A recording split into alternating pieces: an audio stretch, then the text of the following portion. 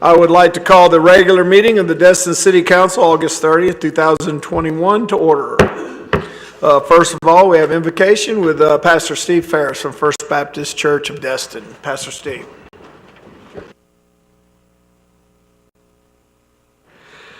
Lord, we just come tonight to you to being grateful that once again you've spared our area from this hurricane, and Lord, also with requests for mercy upon all those that are still struggling, and all of our first persons there with the police and all the first responders, Lord. It's a dangerous and it's a heartbreaking thing. So Lord, we want to lift them up to you. And Father, we want to still pray for the storm in the path. Again, we thank you for it dodging us, but there's many more that, Lord, are still struggling, and we just need your mercy. Lord, we pray for those that's still trying to get out of Afghanistan, and Lord, we pray for those that the world, a lot don't know, but a lot of the Christian people are being martyred, even as we speak, and nobody even mentions it. But Father, we pray for those that's still there, and Lord, that we know that the only peace is going to come when the Prince of Peace comes, and Lord, I don't think it's long. So Lord, we just pray that you'll use us to guide people to the right direction to you, and Lord, that we will continue to understand that without you we can do nothing. That a country without you, Lord, is destined to fall. So we ask for your help in Jesus' name. Amen. Amen. Thank you, sir.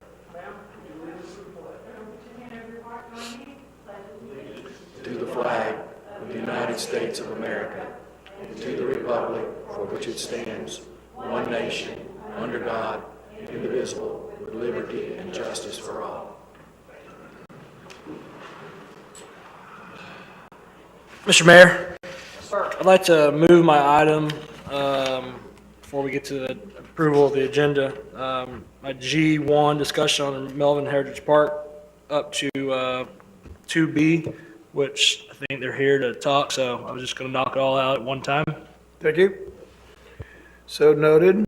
Mr. Mayor? Yes. With that move taking place, is it okay if I move item 4A up to 2B also, because they're all related?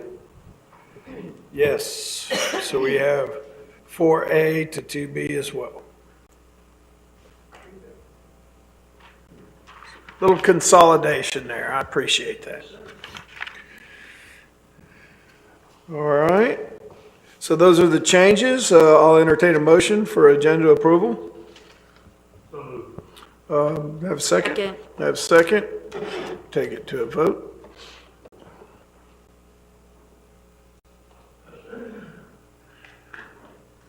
That vote is unanimous, so moved. Changes made. First up, 1A, approval of the minutes of July 6, 2021, regular city council meeting. I'll make that motion. Second. I have a motion to approve and a second. Any discussion? Seeing none?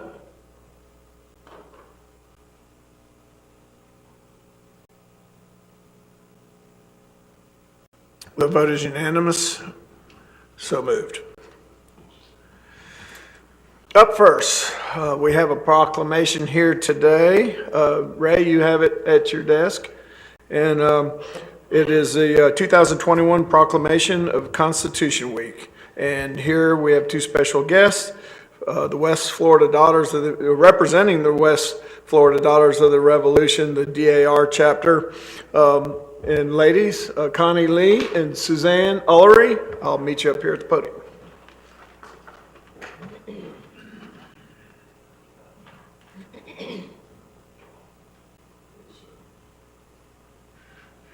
All right, turn this off. Yeah, bring my, just face Kathleen right there. TV screen. The City of Destin Proclamation, Constitution Week, September 17, 2021 through September 23, 2021. Whereas it's a privilege and the duty of the American people to commemorate the 234th anniversary of the drafting of the Constitution of the United States of America with appropriate ceremonies and activities. And whereas Public Law 915 guarantees the issuing of a proclamation each year by the President of the United States of America designating September 17th through the 23rd as Constitutional Week. And whereas it is fitting and proper to accord official recognition to this magnificent document and its memorable anniversary, and to the patriotic celebration which commemorate the occasion. And now, therefore, I, Gary Jarvis, by virtue of the authority vested in me as mayor of the city of Destin in Florida, do hereby proclaim the week of September 17th through 23rd, 2021 as Constitution Week. And the city of Destin and urges all its citizens to study the Constitution and the historical events which led to the framing of the Constitution in 1787, reflect on the privileges of being an American with all the rights and responsibilities which that privilege invokes. So done this 30th day of August, 2021. Ladies, thank you for coming here Thank you. and taking time to allow us to acknowledge such a special document and a special week.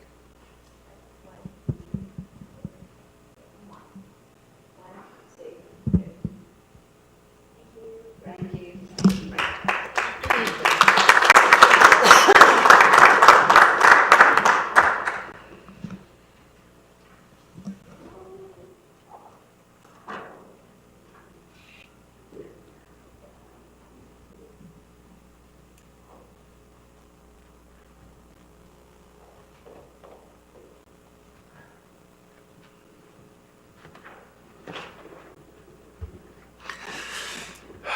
All righty then.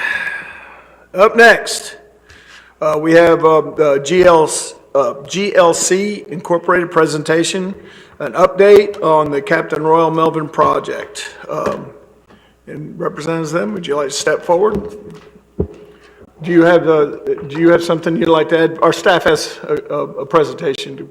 Go ahead, sir. Good evening, Mayor and Council.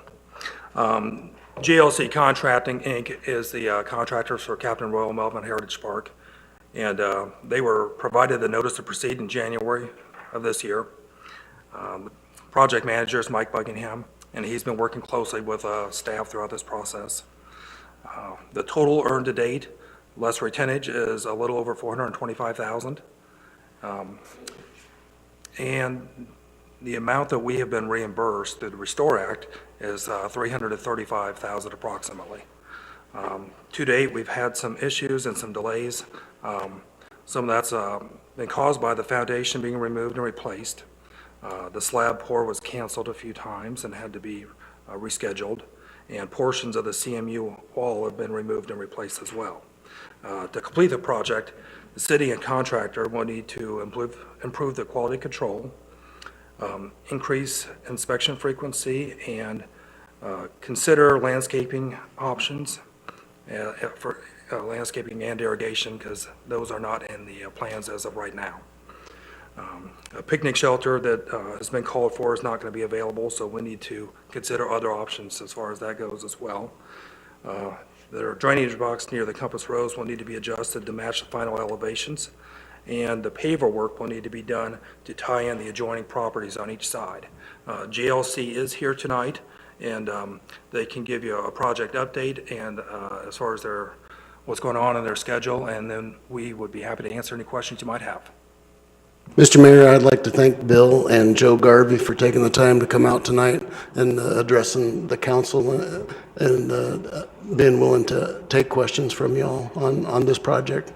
This is a 15-year project so far, still scheduled to be the gateway to the historic Destin Harbor. I'm looking forward to it being completed, and I'm looking forward to working with these guys to come up with a good solution. All righty then. With that being said, before we start asking questions, would either one of you gentlemen like to start off and make any comments concerning some of the challenges that you faced up to this point?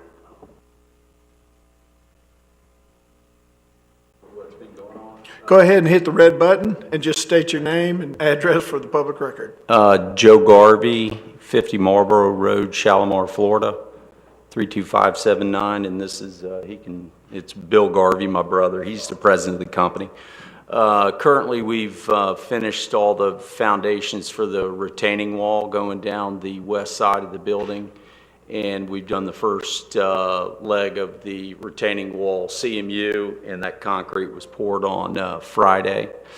We are working on the bathroom, which there's been some problems with the CMU on it, and we've been back and forth, and we've had our subcontractor remediate it, and I think we're finished with all of the corrections.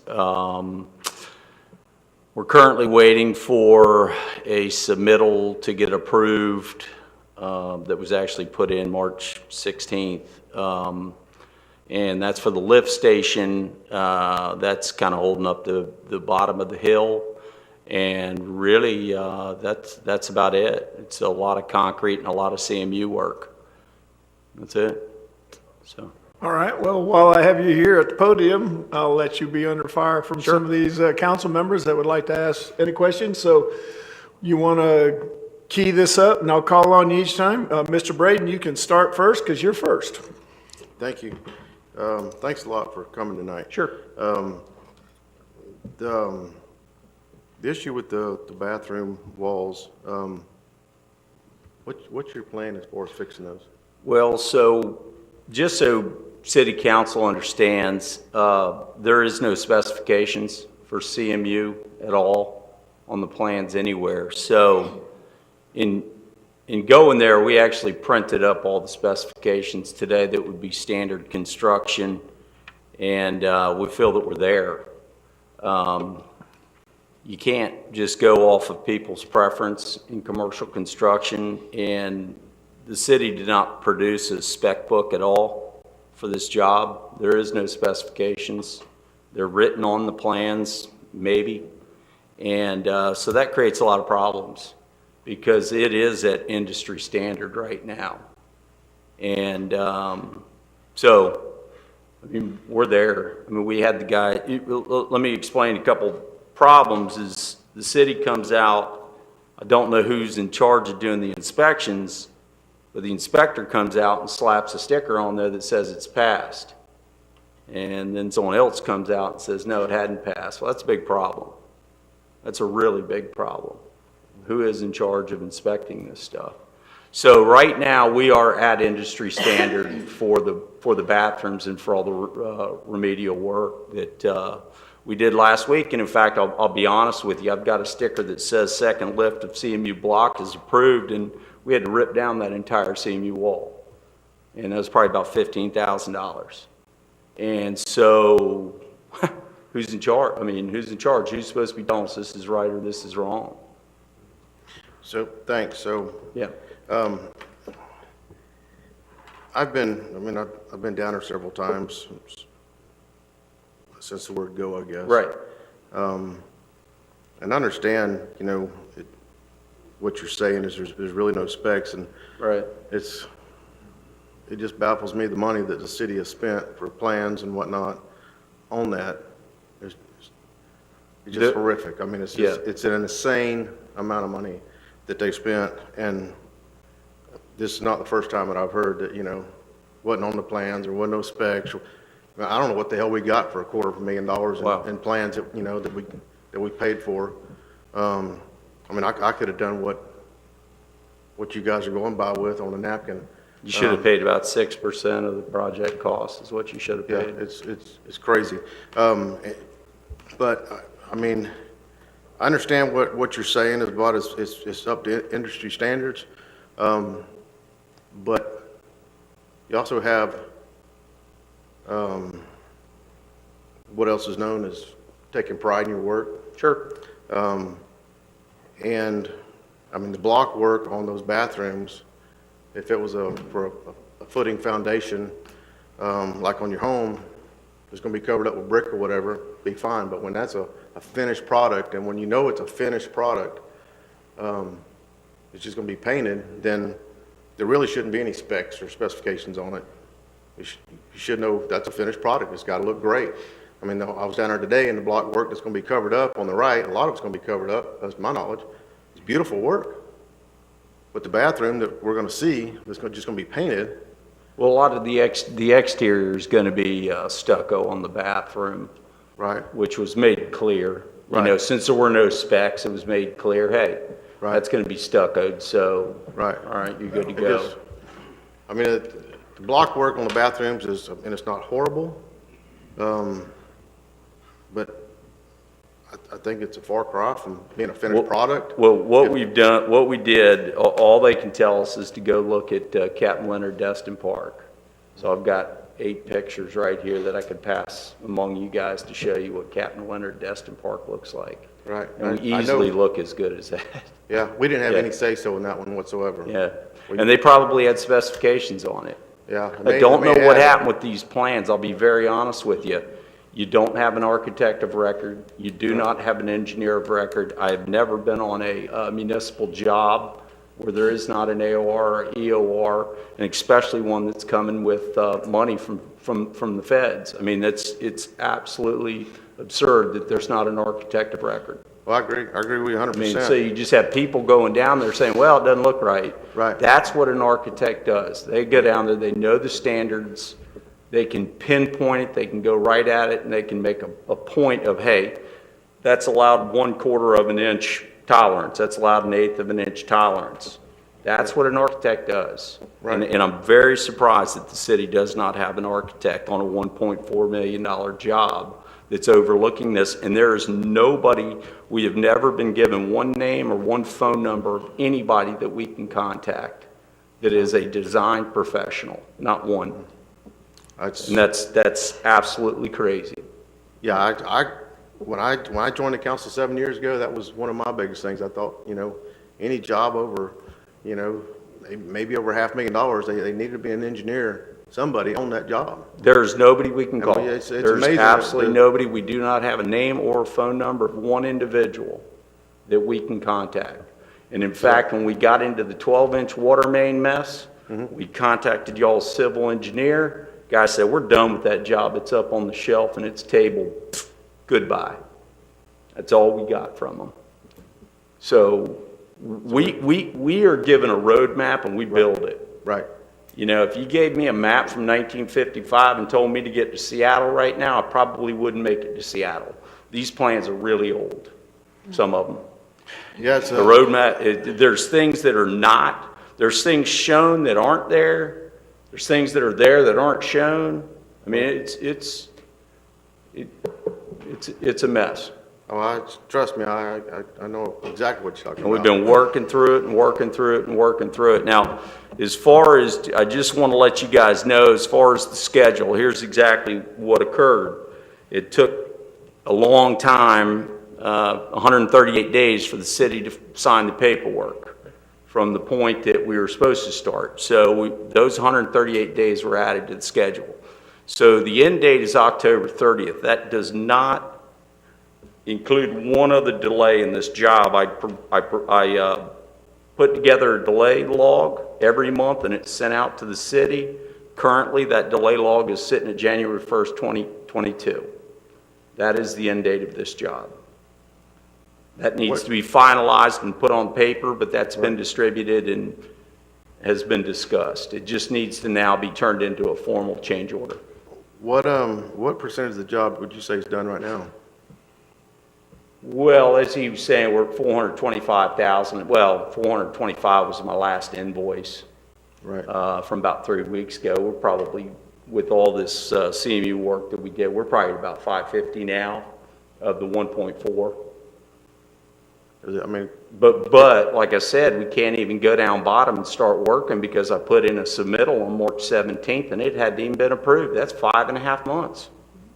5.5 months I've been waiting for a submittal to get approved. And it's not approved, and it is stopping all the work at the bottom of the hill. We cannot do the work without the lift station getting installed. who's supposed to improve it, or improve? It went from wanting a different lift station to now back to it went from put in the submittal in March to sometime in about May. Your project manager asked to see, let me see it again. Sent it to him. He said, no, I want a different one, different lift station. So that's been going on since about mid-May, just talking about it, and it finally came back around. I think he wrote Bill an email on a Saturday morning that we're just going with the original one. So with all that confusion, I said, that's fine, but I'm resending this submittal, and someone needs to put a signature on it that this is what's going in the ground here, because It just was so back and forth. But that's 5.5 months, and that's completely holding up the whole bottom of the job. It has to go in first. Right. So you basically got to set, you basically, and I don't know how you or anybody else could bid that job to start with no specs or anything else, just a set of plans and just a kind of a guesstimate of what you was. That lift station was spec'd. Right, but It wasn't really but the whole- spec'd, it was just a name put on the plans that said Right. use the hang and bang, which is Right. everyone knows what a hang and bang is, so. Yeah, I understand what you're going through. I mean, I've been in that line of work over 30 years myself. And I hate that you didn't have specs or, anything to go by, especially with the block work, being a final product. Yeah. It's going to be painted on the inside. I guess with that being said, we're lucky what we got. I mean, I guess you could have threw up anything and said that's good enough. Well, I mean, just so people that aren't in the industry, Right. when we do work on Eglin or Herbert, the spec book's that big. Right. It tells us every single thing I we're was- supposed to do on that whole I was the job. superintendent out at Eglin And we for have 4 to years. sit there and read that 550 pages to make sure we don't get things wrong. And there's no specifications on this job at all. I know. I was superintendent at Eglin for 4 years. I know Yeah. exactly what you're talking about. Yeah. You had a guy come by every day checking my job. That's right.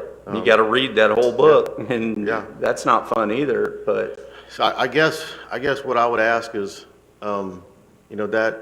that is the gateway, going to be the gateway to the Yeah. harbor, the boardwalk. The city of Destin has and will spend more money per square footage on that piece of dirt than any other job in the city of Destin, and probably will remain that way Yeah. for the next 100 years. Yeah.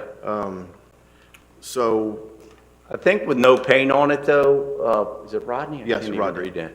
I think with no paint on it, Rodney, it might show more than what it's going to, than what that product's going to look like.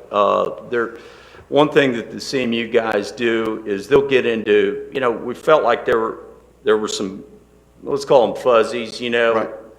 and they get in there and clean that whole thing up, and that's kind of what they do more towards the end, and they like to really do that once the concrete's in it a lot of times. right. And it's kind of one of the things that we're holding the retainage on them until they get that done. But now it's been we just told them, get out there and do it. It's going to look better so that people aren't thinking that this is what the final product's going to be. What are you putting on those walls on the inside?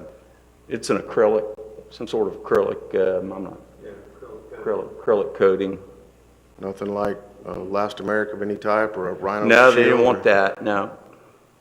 Really? Yeah, just an acrylic, some sort of acrylic paint.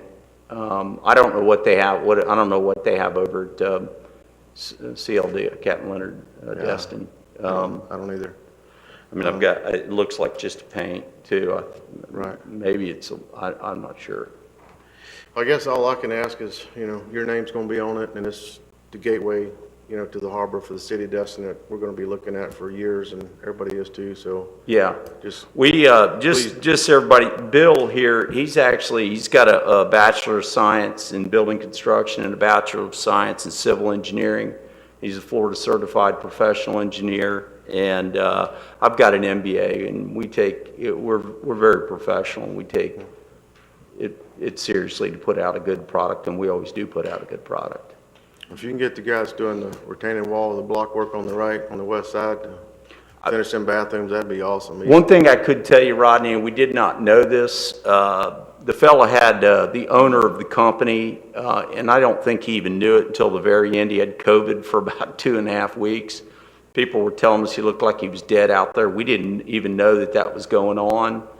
And we think that maybe some of the stuff slipped with him not even being able to be there. Right. In fact, he showed up at our office one day and they had to bring the ambulance in and load him up. He's better now, but I think that could have, when the cat's away, Right. the mice will play a little bit, and we kind of feel like that may have been a couple of weeks in there where some things could have slipped. Right. But we're very comfortable with Gary, and maybe he's coming through it. Gary's the CMU guy, that, maybe that really did affect it quite a bit, not being able to be there like he should be. Yeah, it always does when, like you say, when the boss is away, they're gonna Yeah. play or just don't care. But I mean, that block work on the right with the west side was pretty impressive with the steel that guy's got to work around. Yeah, That was pretty impressive work that he's doing over there, so. Yeah. But, again, that's our, just please keep that in mind, you Yeah, guys' names on it. understood. And that's, yeah, and just with the schedule too, just I Right. wanted you guys to understand that we're still working so through that. who are you waiting on to get that approved? That pump? Well, Mike sent it and said, I approve it, that's the way we're gonna go, and so I resent that back. I need to get that signature, because I'm not gonna order that pump No. because it's been a major, No. I gotta get a signature that says that's the pump to use. Who's that city manager that's that's gonna sign that? Ultimately, I would sign it after our city engineer signed off on that. And do you have any idea when that might happen? As far as I know, I'm waiting to see it, so I can find out where it is in the process, but there's been some other communication back and forth between the two parties, and I haven't been involved in those communications. I know they were trying to get to an alternate lift station, and And Mike came back 2 Saturdays ago and said, no, we're going with it. What mic are we talking about here? Buckingham? Okay, not you, right? I see him over sorry, there. Mike Buckingham, yep. Okay, Can you please try to find out, Lance, and maybe give the council a report in the next couple of days of where that stands, and, because it sounds like it's holding that job up. That's quite a holding the bit. bottom of Yeah. the, down bottom, that's Yeah, all once that's being done, then they held can up. do I can absolutely do that, and, Okay. because I was under the impression that it was an issue that had been resolved, and so I'll find out where that document is. And As soon as I know get it, I can sign off on I it. know Donald was traveling, so, I mean, that could be it too. Okay. Thanks, Joe. Thanks, Bill, for being here. Thank you. hey, stay right there, Joe. I got a couple more people lined up, including myself next. My question's more towards Lance, because it sounds like not only do you have an issue with the plans, but there's also some question of who has ultimate authority in this project. So I'm going to ask you, who is our building inspector? So is our Destin building inspector from community development approving something, and then this project manager is disapproving it? We have our building official here, and I'm sure she'd be happy to answer that question.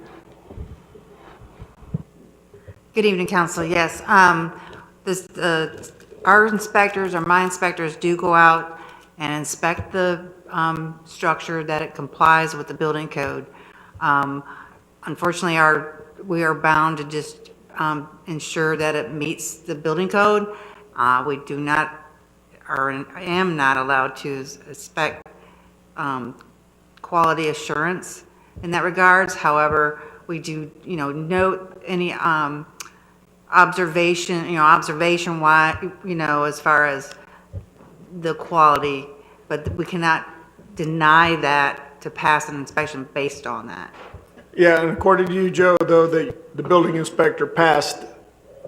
So that gets confusing for us, and certainly for the CMU guy that's down there, he doesn't know all that. He knows that, that a green sticker or whatever the color, I don't know what the color is, but he leaves and thinks it's inspected, and, into Tuesday or Wednesday of the next week, we're telling him he's tearing it out. Yeah, It that's just the gets really gist I'm getting confusing. right here, that we have too many voices or too many chiefs, or maybe not enough. So what I want to ask, Oh, can I follow up on that? sure, please. Mr. Mayor, because in fairness, Mr. Buckingham did make it perfectly clear that he would have the final say on inspections. And yes, absolutely. The building officials came out and inspected for the structure, make sure it was structurally sound. But just like they would do if I was building a house, if I was having a house built for me, they would come out and make sure structurally it was correct. If I don't like the way it looks as the owner, that's a different thing. So that's where Mr. Buckingham is trying to just watch out for the best interests of the city and watch out for me and everybody else that paid taxes on that, and say, we don't believe that that's at the point where we want it yet. And that's, I can't fault him for doing that. He's been doing that kind of work for a long, long time, and he's got a good eye for it. Lance, how do you hold a contractor responsible? Because if it's not in my plans or my specs, when I bid that job, how you gonna hold me accountable for something just because you don't like the way it looks when it's built the way it says? I mean, I get it. It's some of the things I've seen in my time that homeowners have paid for is just unbelievable that they even paid for it. But I know there's a point in time, when you're like, no, I ain't paying for that. I mean, that's horrible. But I mean, if there's no specifications on it or nothing, where is that line drawn? Where do we? You're asking my question, the same thing where I was getting to, and this will be my last question to you, Lance. I can't remember how it all went down that the council approved Mike being the overseer, but was there a contract, or does he work for the city under a contract, or is he an employee of the city? He's a volunteer. He volunteered to do this on behalf of the city, and I think we were fortunate to have him there. Sure, I really do. I mean, he's been doing concrete work for decades. I mean, he knows his stuff. I do think. Did you want to add something? Well, I just want to say that. Tell them your name and your address. My name's Bill Garvey, President. I wanted to answer a question he had about specifications. The original project didn't have any exposed CMU. We had drywall on the inside, metal frame, and drywall. So through a change order, we got rid of that stuff and added the CMU. But we were never told that this was going to be like a custom premium job. There's a big difference between industry standard and premium. And we're trying to provide an industry standard that's going to look good. This bathroom gets painted, and then you put all the stuff on the walls, the partitions, the sinks, toilets. You don't even see the walls at that point anymore. And with the paint on there, everything disappears. We went over to y'all's other park and took pictures over there, and we think we're comparable. We do want. Okay, we were told that Mike is inspecting the stuff, but on Friday I was told that we're going to be getting a letter from the engineer, and I really don't know what the engineer's going to say, because everything that is required by an engineer is there. We know of one issue that's not. We told Mike we were taking care of it.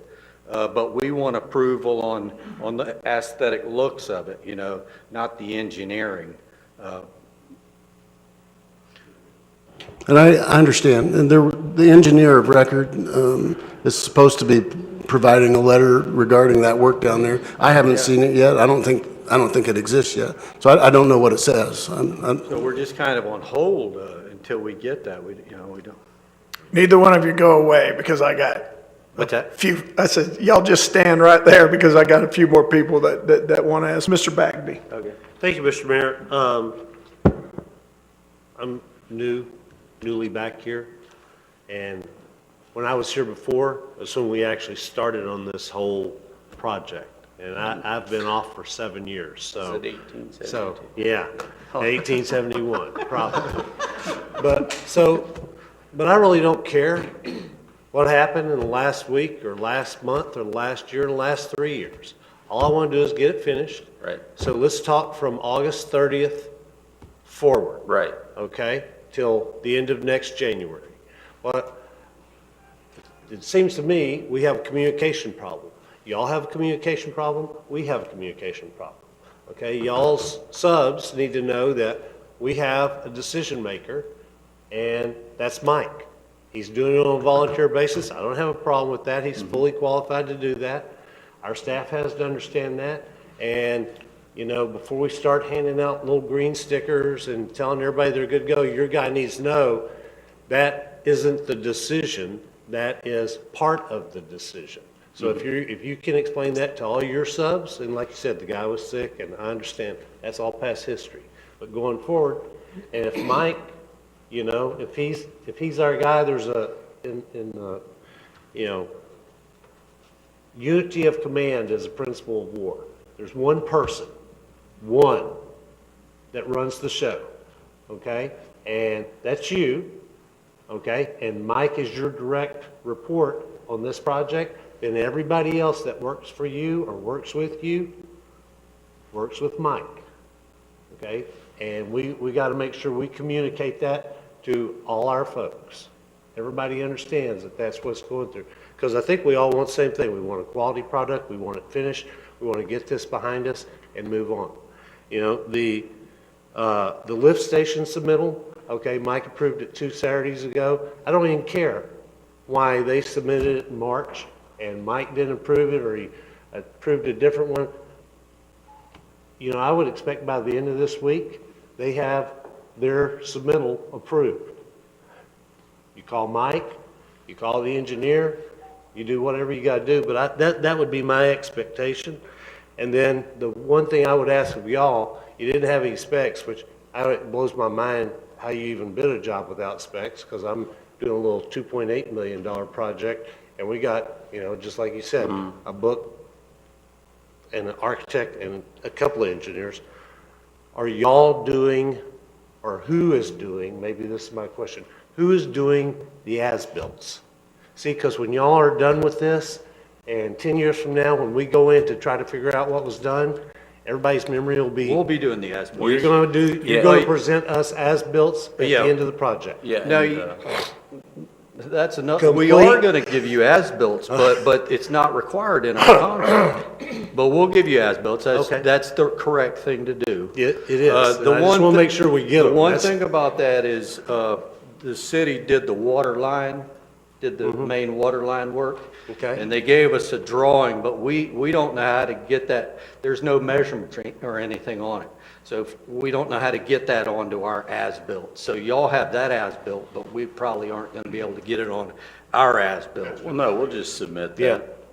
The water company. But everything we do, it will be as-built, Okay. okay? Yeah, and Destin Water Users did that install, so we can get the information Yeah, they're- directly from Destin. Yeah, I Water want to see, or I would like somebody to tell me, we have a complete, when this is all done, and we're all happy, and we're patting each other on the back, and cutting ribbons, and the mayor's, you know, holding babies or whatever. Somebody tells me, yes, we have a complete set of as-bills for this project, okay? And they are owned by somebody in the, you know, planning staff, or the building staff, or the engineering staff. I don't even really care where they are, but they're somewhere. Okay? We do it typically like what we do on base. We'll do the as-built by hand, we'll go get them scanned in, and we'll give you all the hard copy and a computer copy, so. Okay, thanks. Ms. Aber. First of all, thank you very much for coming out tonight and clearing up some of the mud of why things are taking forever. And thanks for doing what you can without any specs. But I think Jim touched on what I was going to talk about, and that is we need to make sure the city says, okay, Mike Buckingham is your guy. Noel, give him the approval. Tell him you're happy with it. Let him know they're happy with it, but I need this little bit done before it's completely approved. So that way you're getting word from one person, whether it's you or your subcontractors. So the communication lines, I'm military like him. Put one person in charge. If your subcontractor is in charge and you got a contractor in charge of your 4 subcontractors, make that guy and Mike Buckingham, they're the partners to finish this product so that we can get whatever needs to be signed by the end of this week, and y'all have a go-to. And you've got a guy that's going to take care of it and keep you up to date on, okay, we're happy with this, let's keep moving, let's keep moving. So thank you for being here tonight and dealing with the craziness of this, it sounds like. Our problem sometimes is they'll say that this wall, there's something wrong with the wall. We'll go out there and we'll see like 1 or 2 blocks that might be off. And they won't really tell us, that's all we need to do. They'll be like, that wall's wrong. Well, the wall can't be wrong. If we had an architect here, he'd go stick a yellow sticky on any block that he wanted replaced. And it's simple as that. It's done, you know? Well, I think fortunately, Mr. Buckingham is sitting here, and he's going to know now you need the specifics of what issue on anything that might not be wrong, and to keep in mind that it's going to be painted, things are going to be put in front of it. Before you know it, it's going to be an awesome foundation, but it's never going to be seen because the aesthetics around it are going to basically take over. Yes. You done? Mr. Destin. I'm a little confused about some of the things you've told us tonight. There are no specs. They may be written on the plans, maybe. What does that mean? They're on there- Some they're- things have them in that, like the hang and bang, the lift station, it just said hang and bang. But like, Yeah, look, usually for a lift station, you'll have all the information, a model number, a drawing. Our plans just say hang and bang. Okay. So- What does it specs say for about the masonry. block wall, which seems to be our controversy? it doesn't say, it's There are just no a specs picture. for the wall? No. See, here, I'll just show you how thick the spec section would be just for masonry. And this is now, we did this ourselves from another job. And this tells you exactly what the tolerances are of all those lines that are going along there. And in fact, Bill, he's the engineer, down the business part of it, but, so driving over here, he was saying, yeah, it's a half inch is your tolerance level on block masonry units. And this is what has to be gone by when they go out there and look at it next week. Because there are no specs, that's your industry standard. And that's what I'm saying. He was, I was listening to what you were saying, but then that top guy, that's the problem, not having an architect of record. This is what he studied for 4 years. This is what he's done for 20 years. He knows all of these tolerances. That You know. sounds like a shortcoming on our part. An engineering record, we have one of those? Yes, there is an engineer of record. I think he missaid that. Okay. Another question, the 138 days, that was part stumbling on our part. I will, I can see that. As far as the easements, as the adjoining property on one side, we signed that easement 3 days after we got it. So. That's not even that's not even part of the 138 days yet. I know. Oh, it's not? No. It's in the report. Okay. No, the 138 days was simply the notice to proceed was supposed to be, so you gave us a contract September 8th, and you didn't tell us we could start until January 4th.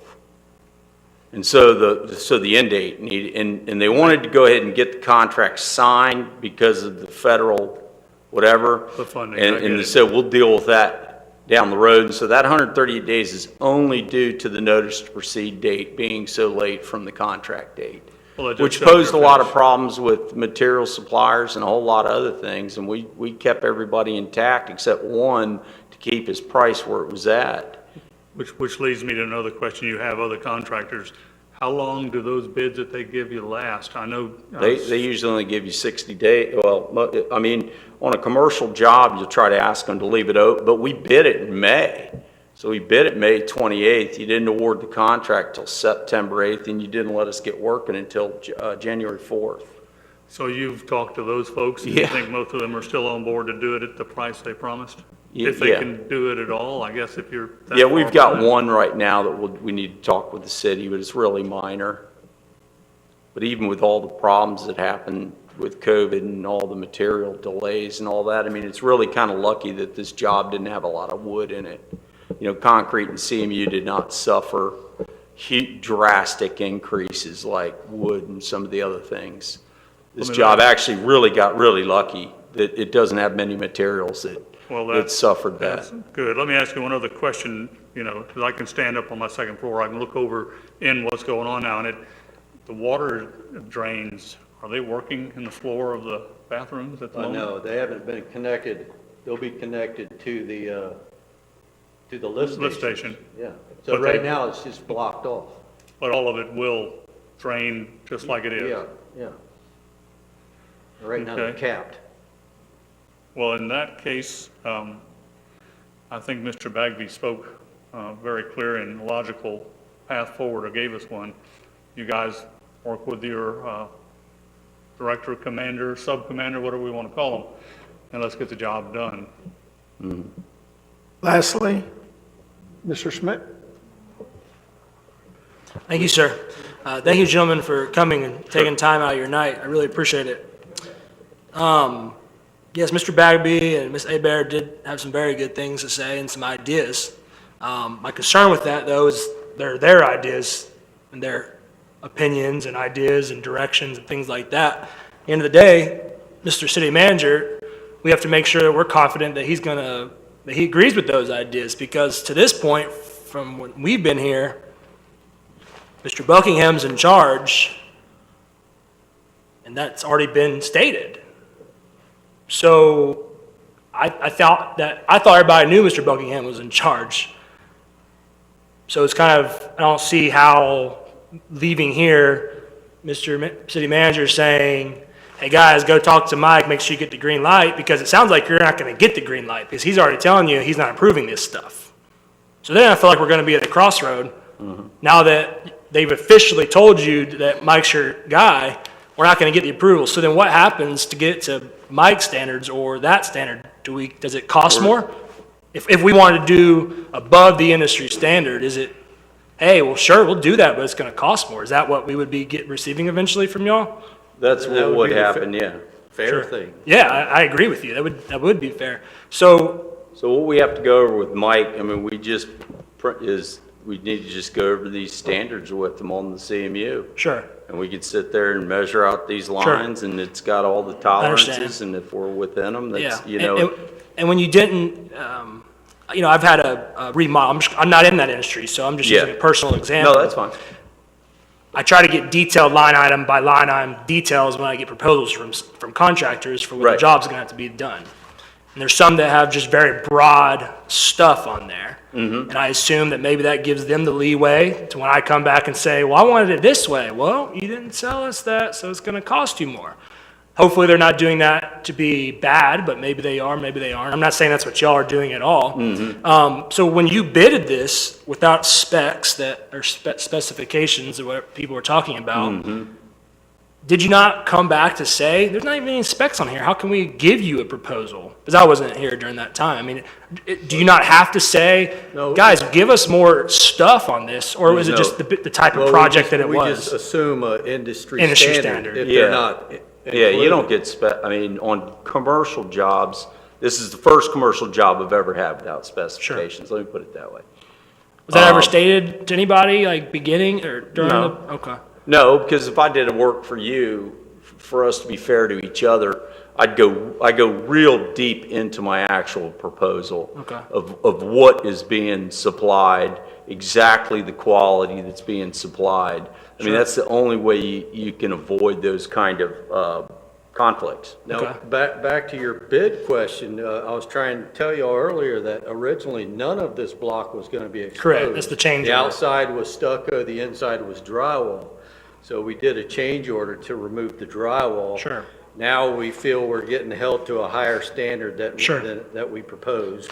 So we just got to kind of work through Sure. that. So some of these things that our staff put under future consideration, picnic shelter, it said that the city cannot be obtained, or the one that we specified cannot be obtained is not wind rated. Concrete picnic table pads. Are these all like wish list items that we're kind of hoping that y'all are gonna do for us? Is that what, No, y'all know what these mean? The pads are, okay, so that actually, it's very strange. You have some things in there that they take exactly what they want, like this lift station, like Sure. that pavilion.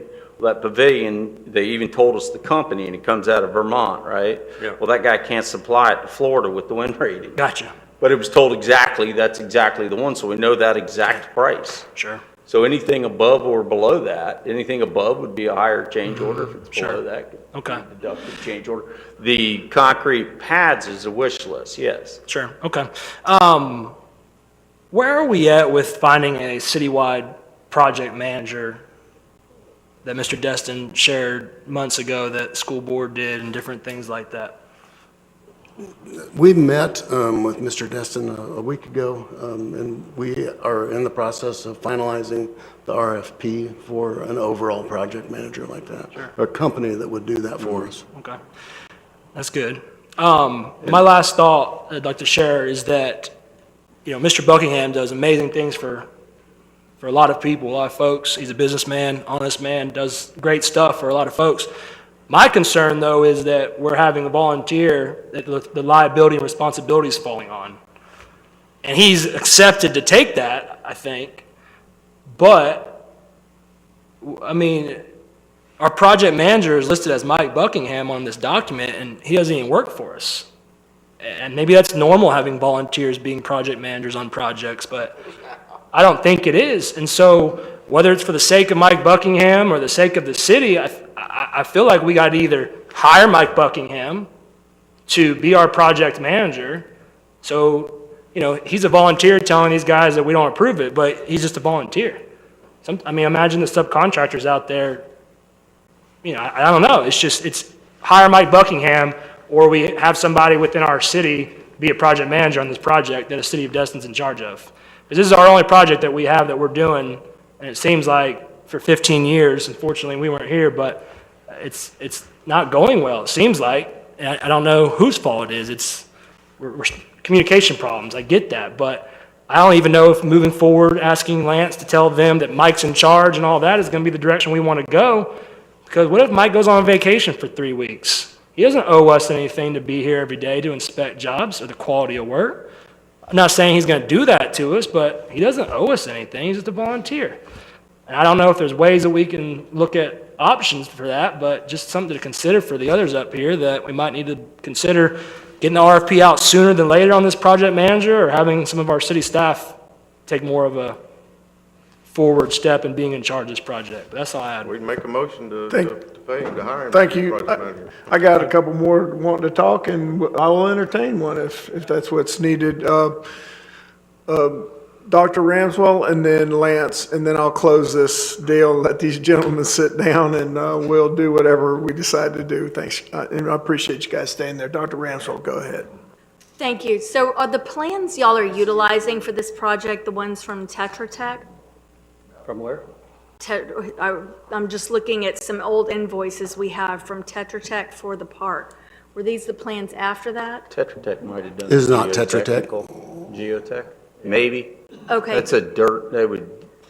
Okay, they because the would- they would reason I check the ask dirt is out. y'all Maybe, were. I don't even know though, I'm just saying that. I don't even, Okay. we don't deal with Tetra Tech, or I have not seen that. It's Jenkins Engineering. Okay, so my comment is, y'all had talked about the plans being really old. What is really old? Because Jenkins was brought on in 18 and 19, when we let Tetra Tech go in 17 moving forward. Did Tetra Tech do it before Jenkins? Well, there was just things when we got down at the bottom of that hill, things weren't there that should have been there. Things were there that weren't on the plan. Yeah, some trees were there that weren't on the plan. Weren't even on the That's kind of plans. odd. That electrical box that was down there at the bottom wasn't even shown. Right, So when did it get put on there? And when was that plan done? Typically a civil or somebody will get all that stuff on there, and there just wasn't even stuff Absolutely, on there. no, I yeah. understand that. I was just trying to understand when y'all were discussing how old the plans were. I don't know. Because clearly Jenkins was within the last 2 years. That's not what I would think was old. But with that being said, did y'all ask for, or were you ever given the plans, the extensive multitude of plans that we had prior to that? Because I don't No. know how changed it was from those, but those were extensive, and there were pages of specs and all the different versions that we received. No, we were given a bid set and to bid off of, and then once we signed, we actually had to ask to get all those stamped. They weren't even stamped. We had to request that the city go get them all stamped and approved and Wait, I think we certified. received those after we had bid, isn't that right? Yeah, after we signed the contract. Yeah. The stamps. And then we had to make sure that those didn't change from the bid set. Let me put it that way. You make sure you don't get a stamp set that's changed from the bid set. All of a sudden there's a Taj Mahal on the back side of it that, So anyway, that's kind of how that went down. There was a bid set, and I have no idea what was before that. Whatever was in y'all's RFP. Because I don't know that Jenkins substantially changed, not Jenkins, Jenkins had substantially changed anything from what was there before, because I believe we had them make minor changes. I was wondering if all those other sets of plans might be beneficial in terms of different specs for the elements that were not changed. And that might be something, if we have all those, that might be helpful. That just you gotta be careful, that gets really, Well, if we have the rights to them, I'm not sure how it ended up with them. But another comment I had, and you were talking about the paint that y'all would be using on the outside being more of like an acrylic paint. And obviously, this is on the harbor. I'm wondering durability in terms of that type of paint right there with Sherwin-Williams, salt right? and wind and, Yeah, we Abrasion. went right to Sherwin-Williams. We think they have the best paints around here. Got with their industrial commercial division and said, we want, your best product for us to paint the inside of these bathrooms. And that's what they proposed. And then, so what we did was we submitted that prior to the price. Here's what we're gonna price to you. Came to the meetings here, yep, sounds good, give us a price. That's how we did that. and you said that essentially you're stuccoing the outside because there was nothing else in the plans or in the specs? No, it's supposed to be stucco. Because there weren't any specs, you were gonna do stucco? Oh, I no, believe the it's- spec. No, you might maybe misunderstood me. Now, the stucco is shown on the plans, but there are no specs for the stucco. So we're just going to do a standard stucco that you would do on CMU block. I think the plans call for stucco with maybe elastomeric paint, but I don't think they want elastomeric paint. I think they want a through and through color in the stucco. Certainly something that's gonna last in the elements as well, is where I was Yeah. going with that. But again, like with stucco, you'd get something like this on base.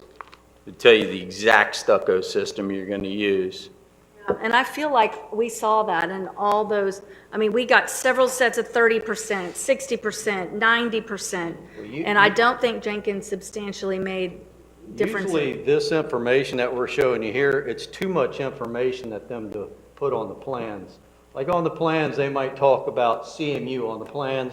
It's about this big, and it will tell you like what type of CMU to use, what strength of the CMU, maybe 3 or 4 things, but this tells you how to build it, the plans aren't big enough to put all this on there.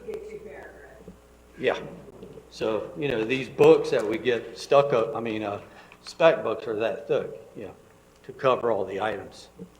Thank you, I appreciate it. All right, city manager, and then the last person will be Mr. Destin. Thank you, Mr. Mayor. Again, I just want to thank you guys for showing up. I know this is an unusual request. I want to say, for the record, every time I've worked with Bill on a problem, an issue, and I just haven't had that many opportunities to work with Joe, but Bill, he and I signed the contracts. And so he's always seemed to be understanding to what my concerns were with the building and the wall. Some of them maybe just needed to be cleaned up. Others, there was a missing cinder block out there. I don't know if that's cleared up. I have not been on site. Some of the walls, if you did run a string on them, with the naked eye, you could look at them and say they look fine, but if you did put a string on them, there is a gap on some of them. And I'm the one that offered to take Bill out to our new park and say, just come take a look at this restroom that was built out here. And it's not a fancy restroom or anything. It's just the expectation of what we were looking for.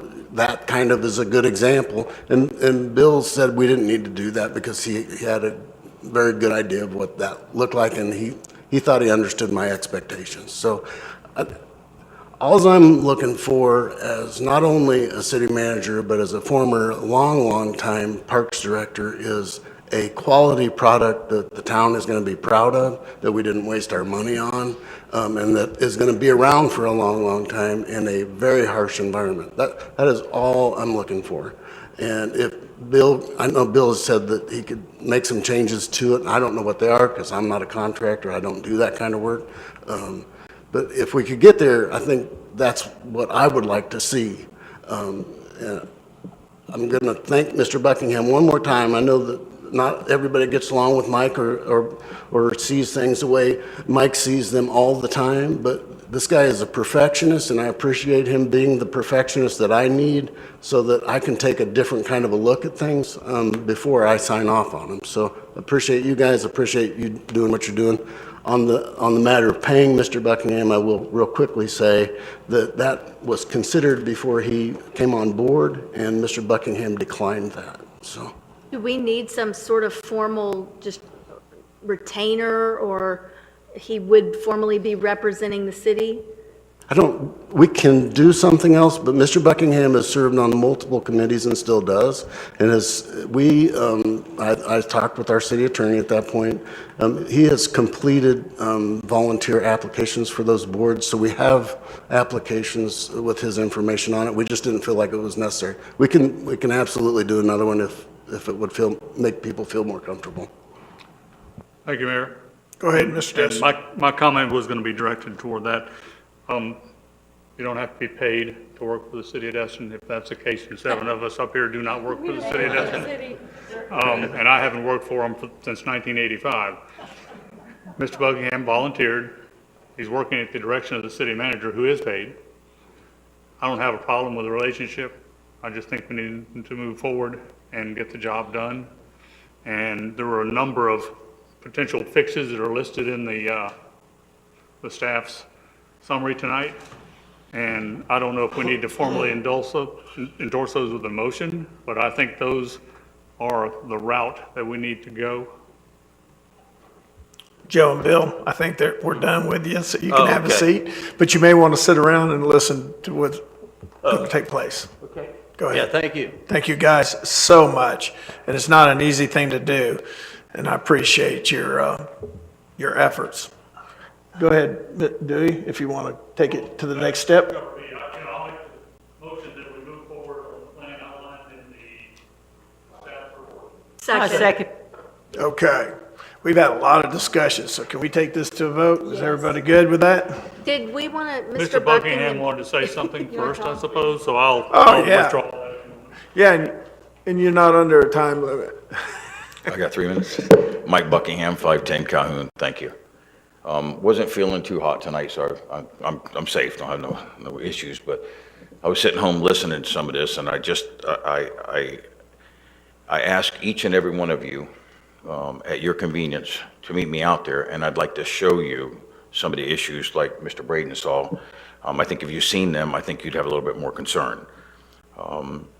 There is some major issues out there. It's not my place to dictate and tell them which block needs to be fixed.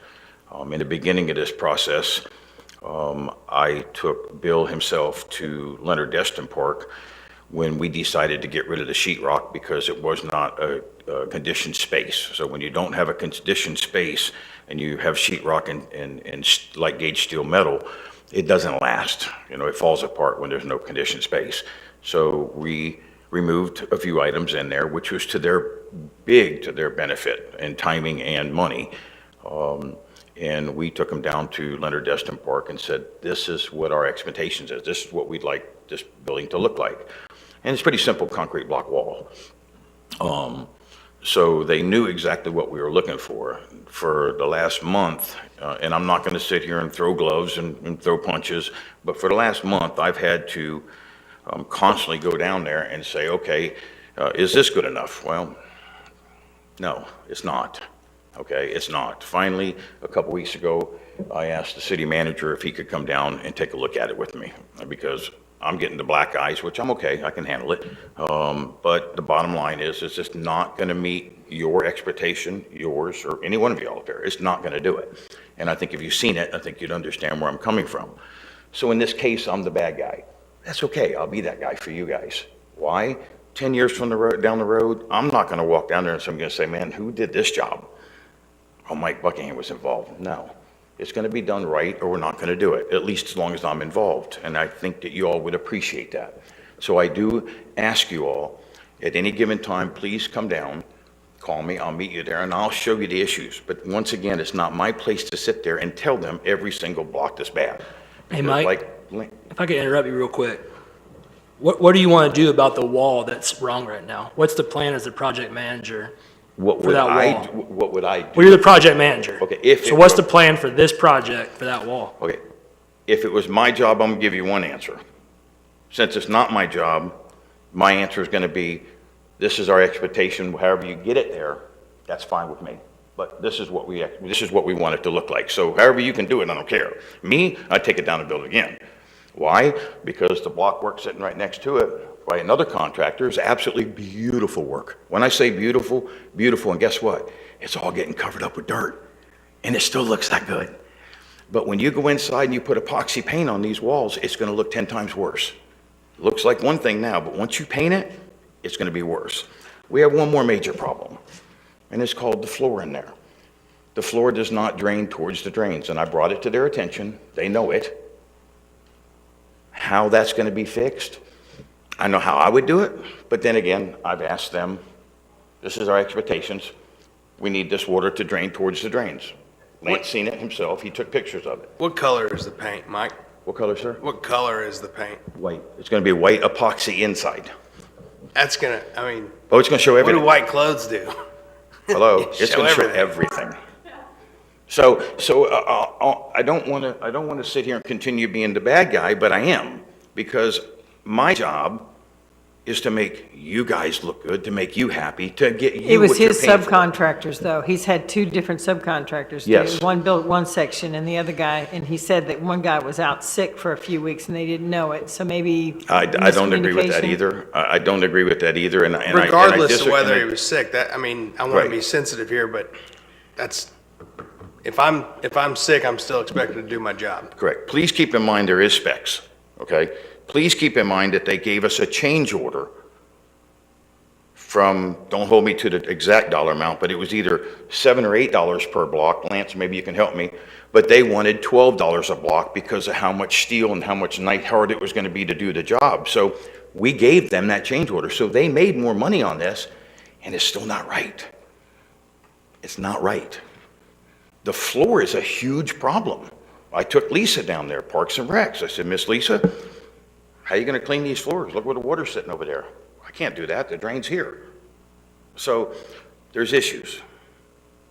I don't want to pick on subcontractors, but the subcontract that he has now, any one of y'all want to come down there and I'll show you, look at that, and I don't have to explain anything. Look at that and look at this, and you'll go, wow. It's the difference in that light on and that light off. The work, it's just not, I can't stress to y'all enough. The bathrooms are not right. So before y'all agree to, and as far as as-built, Jim, as-built are being done. The company that installed the water line, thank God we had them do this because it was a job. They are doing the as-built as we speak. I've already contacted Scott Jenkins, which is our engineer, our civil engineer. He's waiting for them to put them on the plan, so we will have an as-built. We also changed the location of the lift station. That's going to be on the as-built. The city will get a complete set of as-bills when this is done, and everybody is working on that. And I think there was a couple other questions, I think. Let me look real quick. Yes. I just want to know what we're going to do about the wall and block that we're focusing on tonight, because you're the project, and I'm still confused. We're leaving this meeting and our project manager is telling us that you don't like it, it's horrible, and you don't approve of it. So I'm just confused then, Well, tomorrow, what do you do versus what they're going to do with the wall and the blocks? Please explain it to me. It's real simple. Here's what we did. Lance wrote a letter to him, an email that said, look, this is our expectation. This is what we expect. We'd be more than happy to take you back down to Leonard Destin Park again to look at it. Right. So, I mean, they know what we're expecting, and that's just, I don't think it's a lot to ask for. What about the floor? And I'm obviously not a construction builder person, but is it simple to just raise it around, like add concrete around ma'am. so that it's slant? It's No, ma'am, not that all that easy. are cracked. And the reason I'm up here explaining some of these things, because I've heard the answer of, well, the pipe is not hooked up to the lift station, it's capped off so it can't drain. Well, some of that water by the drain, yes, will go down when it opens up, but all the water around the perimeter, correct me if I'm wrong, Lance, you've seen it? It's not gonna go down the drain. So when someone goes in there and makes a mess in your bathroom, and one of your staff members have to go down there to clean it up, and it's not nice, and they can't wash it down the drain, then it's not pretty.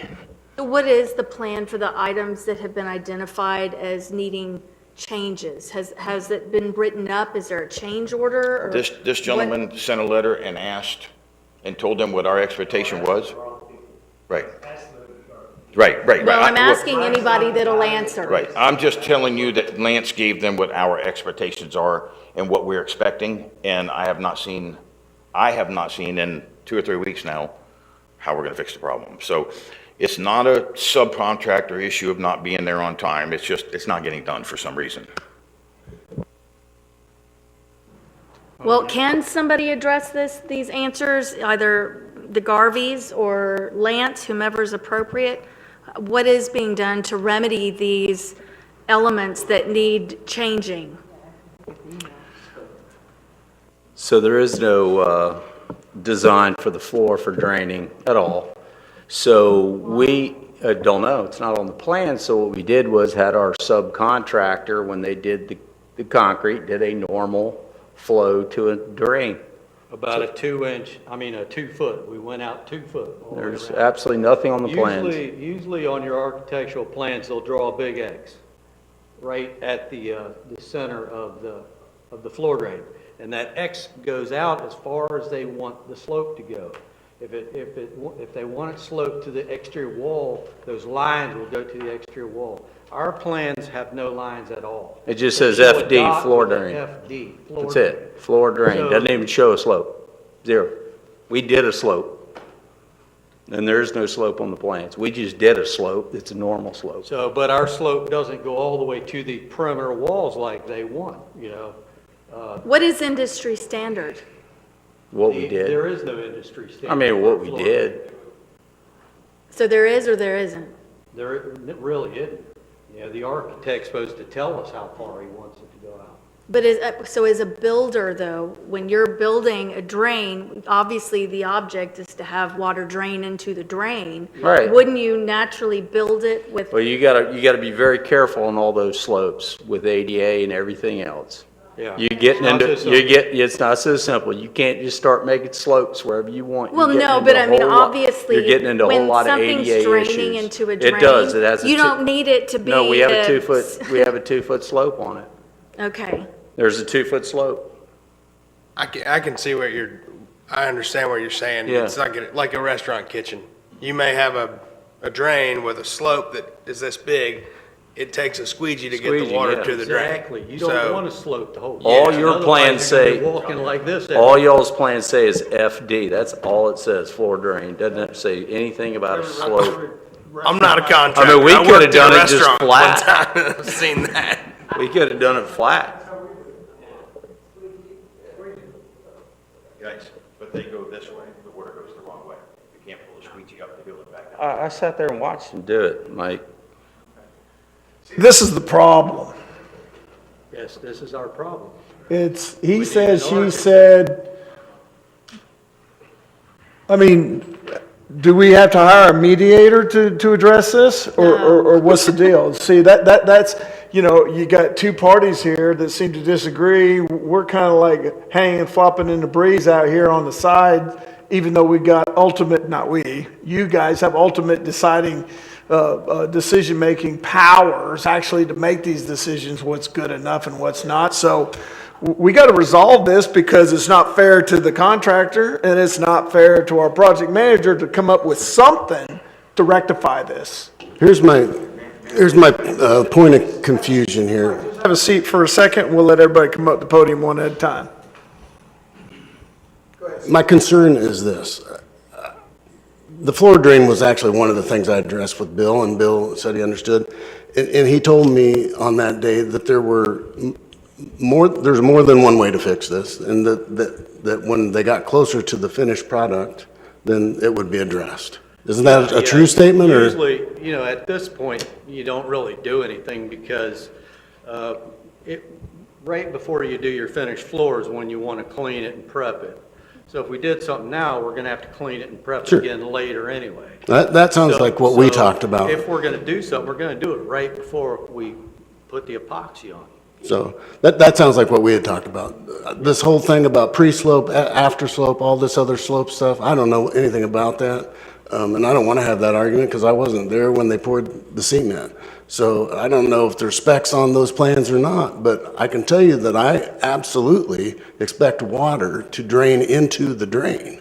Being someone who has cleaned more than my share of public restrooms in my life, I can tell you, the whole point is so we can go in there and hose it down and use a squeegee where we have to. That's the whole point. But So, Mike works for you, so then you need to tell Mike Buckingham you're good with where they're at right now, correct? I'm not saying I'm good with where they're at. I'm saying I'm good with the discussion that Bill and I had that this could be remedied before we open this to the public.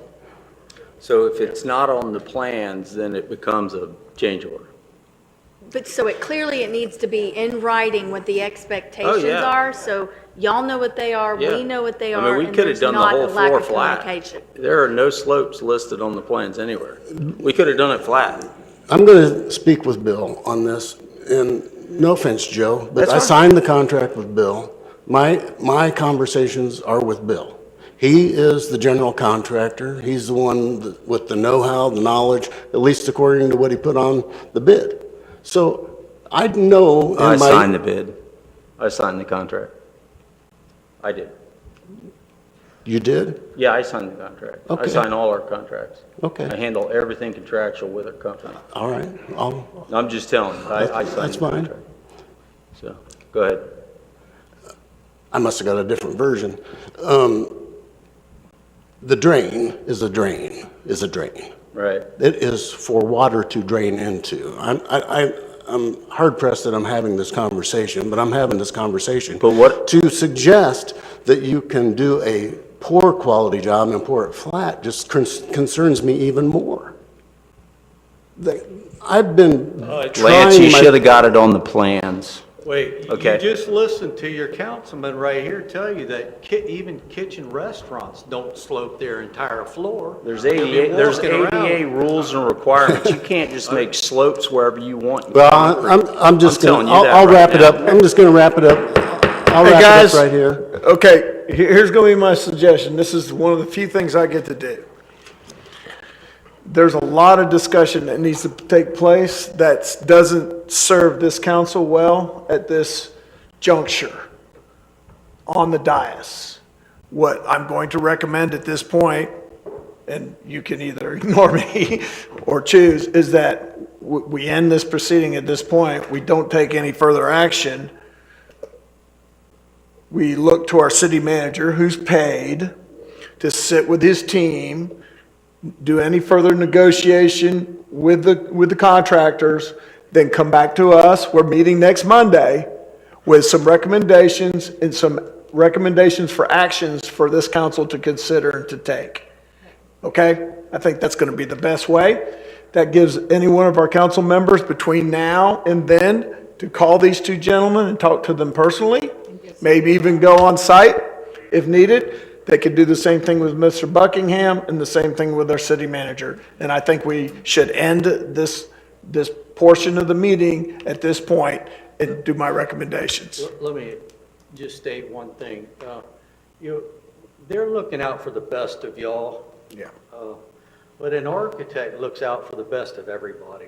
You know, they have to take us into account also, which these other people are not. And that's kind of hurting us, you know.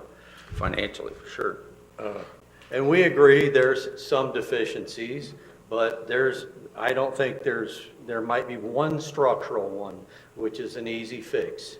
Well, I think my recommendation to allow these council members to come and talk with you individually. You can't. I'm not sure that's legal. I don't think that's legal. They cannot talk with the contractor? No. Our attorney? Attorney had a good idea. I wouldn't recommend that. I think Okay, you well go then through we're the just city- gonna have go to through let city the manager. discussion take between our managers, our city manager, and then you guys come back with a series of recommendations for us to consider at Monday's meeting.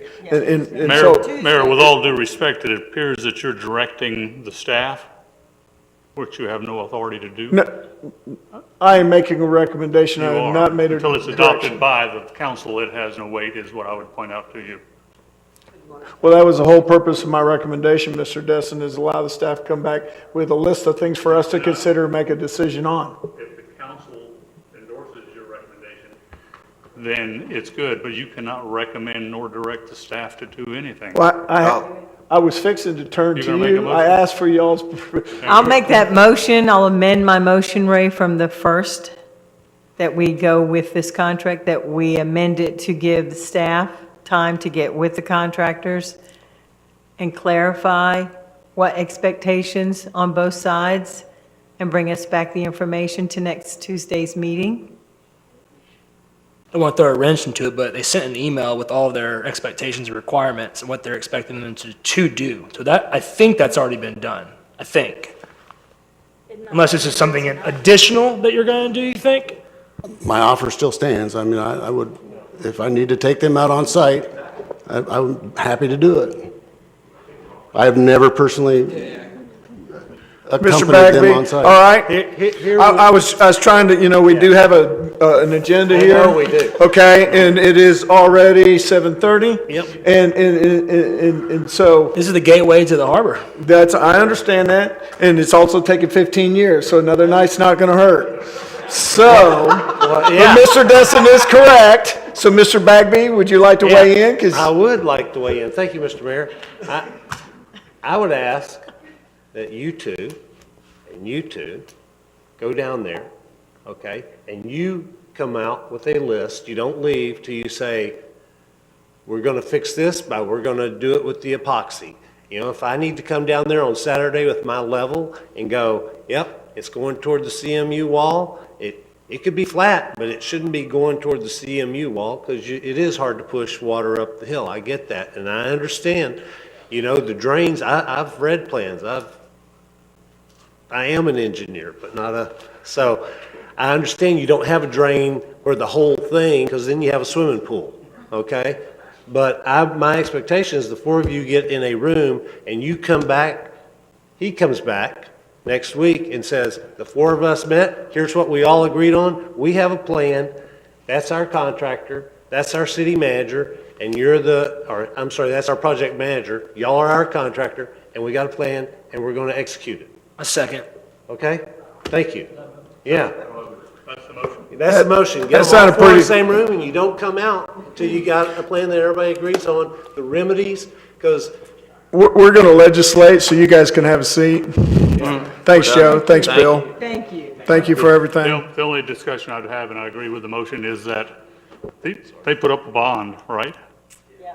So if it doesn't work out in the end, we can all litigate for the next 5 years over the bond. So there we go. That would incentivize, I would think, all of us to come up with a solution. That's why I like you, Mr. Destin, because you use common sense and reason. That probably has something to do with being a captain your entire life. Because that's how we operate, correct? Try to find solutions to problems and act upon them. And so we have a motion and we have a second. We take this to a vote because Do we're good. prior motions need to be withdrawn? I withdraw my motion. Okay, thank you very much. Thank you, Dr. Ramswell. Ray, do you have what the motion on the table is now? Or Yes, do we sir. need to restate it? You have it? Okay. Yes, sir, I do. Does anyone at the dais need to restate it? Seeing none, take it to a vote.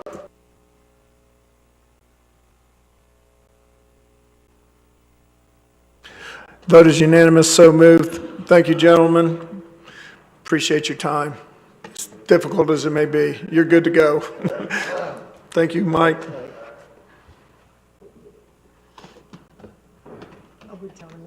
All righty then. Unfortunately, for y'all, or maybe fortunately, we're going to take a 5-minute break.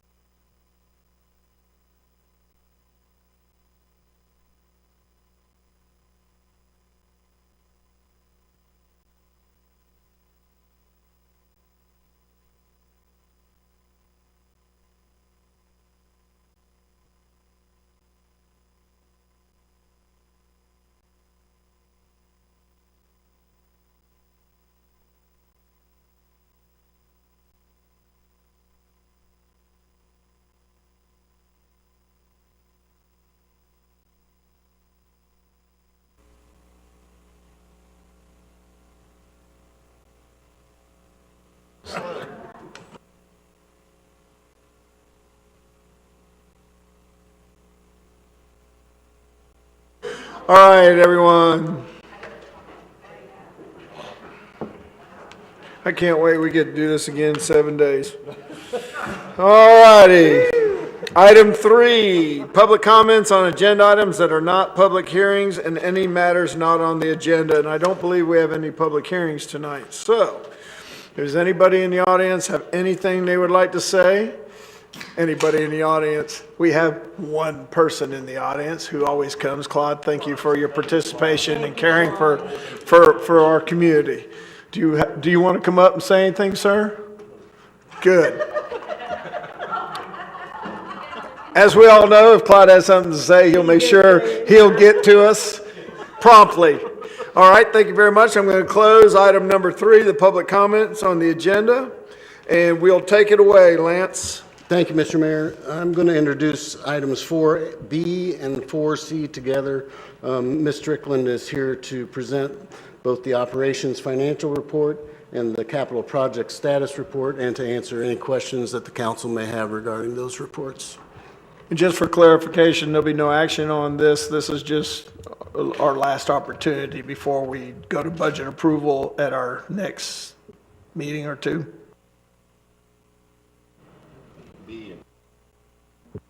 B and C, yep. Go ahead, ma'am. Okay, so yeah, I brought B, C, and D up with me just because, it's nice to be able to see your faces when I'm talking to you. So the first is the capital project status report. We are, we budgeted to expend about $22.4 million this year. We have encumbered and we've actually spent 9.7 million. We have 3 million still outstanding in encumbrances where we've signed contracts with people, and they're working on things. So we still have $9.6 million remaining in the available budget. And I'm here to answer any questions on our capital project status report. Ms. Hebert. I have just a quick question. I was looking about the 8 vehicles that we approved to purchase, but only 1 vehicle has arrived. Is it due to the vehicle shortage? Actually, Michael's here, and he just gave us an update on that recently. Michael, could you answer that question? Sure, I sure can. Thank you, Councilor Hebert, for the question. Again, there was a chip shortage that was attributable to the COVID-19 pandemic. Same chips that are put in these vehicles are also put in other household goods like laptops and projectors and things like that folks were using during the pandemic. Subsequent, we have been in pretty constant communication with Duval Ford. We have received, I want to say, 2 trucks so far. We're supposed to receive 3 in late November. We're supposed to receive the transit van for the community center in December. And there is 1 F-250 that has not even it's not even come from the order queue to the production queue yet. So we are receiving trucks. It's just taking way longer than we anticipated because we ordered these in April. I figured that's what the problem was. Thank you. Mr. Schmidt. Thank you. Captain Royal Melvin Heritage Park that we were just talking about. So if we go way over the 2021 budget, or not way over, but over, can you walk me through what that particular capital project, what would need to be done budget-wise? Is that something that 22 budget we need to prepare for? Right, so because we've been seeing some change orders coming in as recommended by Mr. Buckingham, we did put another, let's see what, we have it right here. We did put in some more money for next year. Take a peek at the back towards, let's see, the summary page for capital projects. Captain Royal Melvin Park. There's an additional $700,000 for that project. Thank you so much. I Just in appreciate you case. always being prepared, so that answered my question. I try, thank you. She knows you well. I hope that we won't have to spend all of that on things, but I understand some really important basic things we're missing. For example, irrigation and landscaping. And so this was the figure that came to me from our the guys that know. Any other questions? Okay, with that, the next report we have is the operations financial report. And I did have a very good recommendation. I'm going to start also bringing a quarterly. So what I've been bringing to you, this operations report, is basically just the cash in, the cash out, the revenues, the expenditures. But I'm also going to start bringing to you on a quarterly basis a balance sheet so that you can see the whole picture of our assets and our liabilities as well on a fund governmental basis. So just letting you know that. See, what can I say about this? We still have a very healthy unassigned fund balance. Our year-to-date actual right now is we had a $14 million unassigned fund balance. And with that, I'm here to answer any questions you might have about the operating report. Any questions on the operating report? You're so thorough. It helps. Go ahead. We try. Okay, so with that, Lance, shall I launch into the... Please do. Yes, okay, I do have a small presentation, and I'll grab the...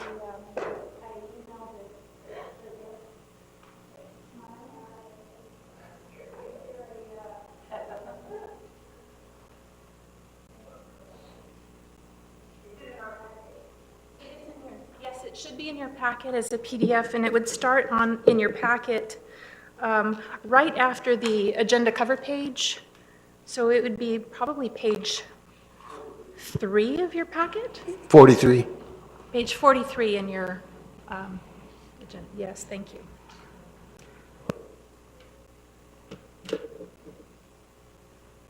Oh, dear.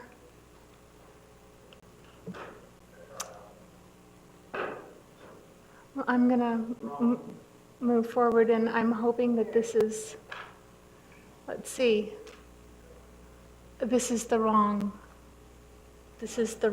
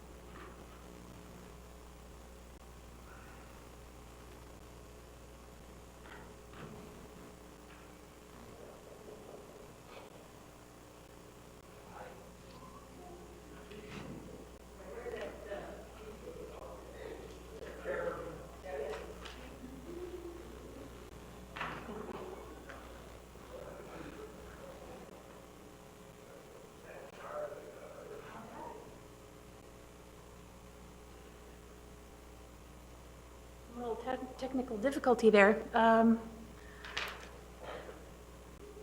So that just threw me off for a second. So here I just prepared a short slide presentation that we're just going to scroll through here for the summary of our 2022 budget. So first up, we have a short summary of our revenues.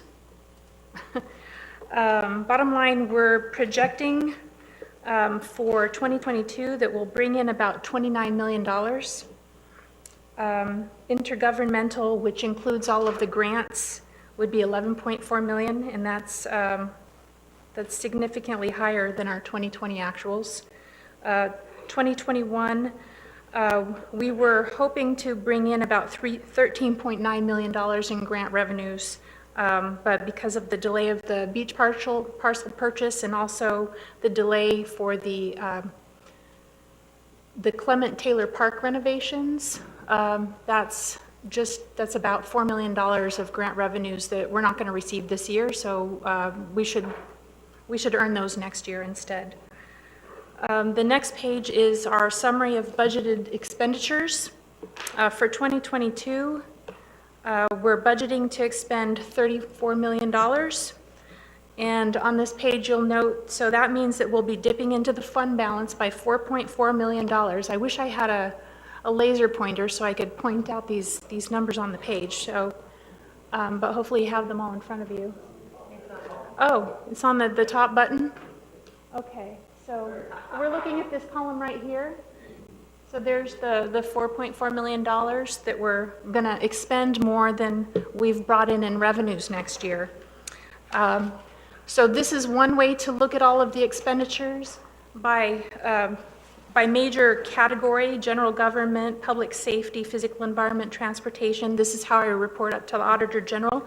The next page for budgetary summary for expenditures is these are the same figures, they're just shown in a slightly different way. So this shows you how much we're going to spend on personnel, contracted services, operations, contributions, contingencies.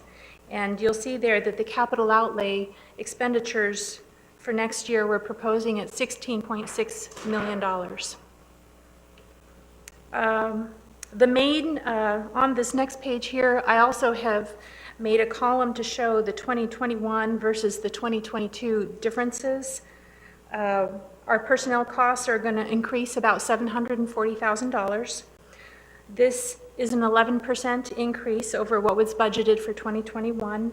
This includes the 5% cost of living increase that we would like to give to our staff members. As many of you might know, Social Security this year will be giving a 5% increase to recipients of Social Security. Right? It'll be coming soon. We've also included up to a 2% merit increase. That would be $98,000. In the 2022 budget, we also have 1.5 new FTEs. So this is full-time equivalents. So we're adding, that many more labor hours. And we've upgraded 2 positions within the city.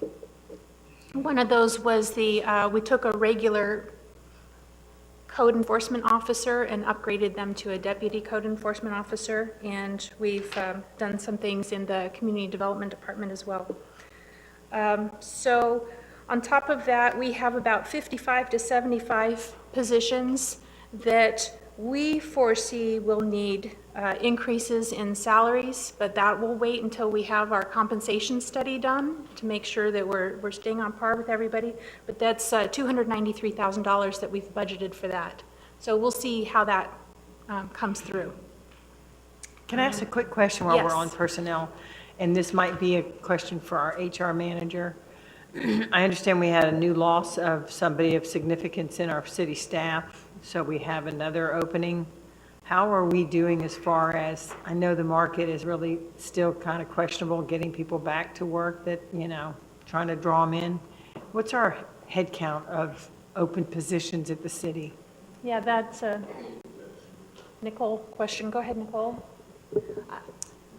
Picturing my board in my office, our head count of open positions, I thought the question was going to be a little bit different. We did have a recent position become open. I'm sure that you're speaking of the city engineer position. Let's see. You have about 7. We also hired 2 maintenance techs today. I was really talking about the city Less than manager 10. assistant. Less than 10. Let's call it 10-ish. But you were talking about the city manager's assistant. We did an interim placement internally. We have a policy for that. So she's going to be there for 30 days. And then after that, at which point it will be evaluated. So we've already got someone sitting in that seat. Awesome. That's really what I was hoping, because I do want us to promote from within and Yep. give people that come on board the knowledge that they can move up, that they won't be passed over from somebody coming from the outside. So, great. Yes, ma'am. Thank you for that pause to fill me in on that. Thank you. And Ms. Strickland, your remote should now work to advance the presentation.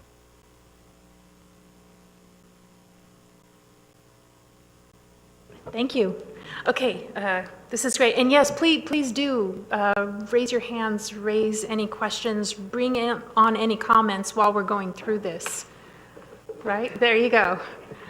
Okay, so So that's kind of the summary for the expenditures for next year. So the biggest increase was in personnel.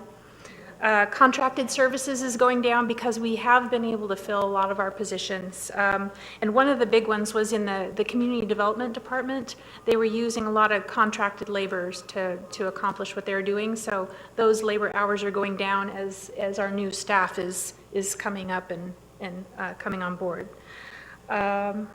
Another good news in operations, electricity costs have been going down the last couple of years in a row, and FPL came out and said they're going to go another year without increasing our rates. And we have a lot of savings from recent years from swapping out into the LED lights. This is significant for the city. These are significant savings. And also we found a lot of poles that they were not ours, that we were paying electricity for. We received a lot of credits on our bills back in, I think it was 2019. This is going to come out to you in an email tomorrow. We've got all those details for you to share. And then Michael he found a few more credits that came to us this year. So Were these like the city street lights that we thought were city and they really weren't, they were county? Correct. Correct, or private, yeah, they just weren't ours. We weren't supposed to be paying the electricity on them. Yes. I'm so glad we had everyone calling in and complaining. That's a light that's out. Yes. Good. Yeah, See, it that's does part of work. it. Yeah, a lot of governments and churches and others have been having having energy audits and having specialists go through their electric bills and finding these mistakes. And the city, we benefited from that as well over the last couple of years. So. Capital outlays also will be going down, but that's directly related to the grant funding that we're receiving. So now to get on to the total fund balance. There we go. Transfers and fund balance. So I wanted to point out, this is kind of important to me, that our fund balance totals, when everybody was coming in for the reviews, this beginning balance here on let's see, maybe if I do it over here. So there was a formula error on my projected beginning balance here. So the 2021 beginning balance is supposed to be equal to the 2020 audited ending balance. There was a formula error in there, unfortunately, of a few $1 million. I know. I'm working on, I've been setting up all these reports since I arrived here, and still working out the bugs in all of the formulas. So I just, it's important to me that you're aware of this. No.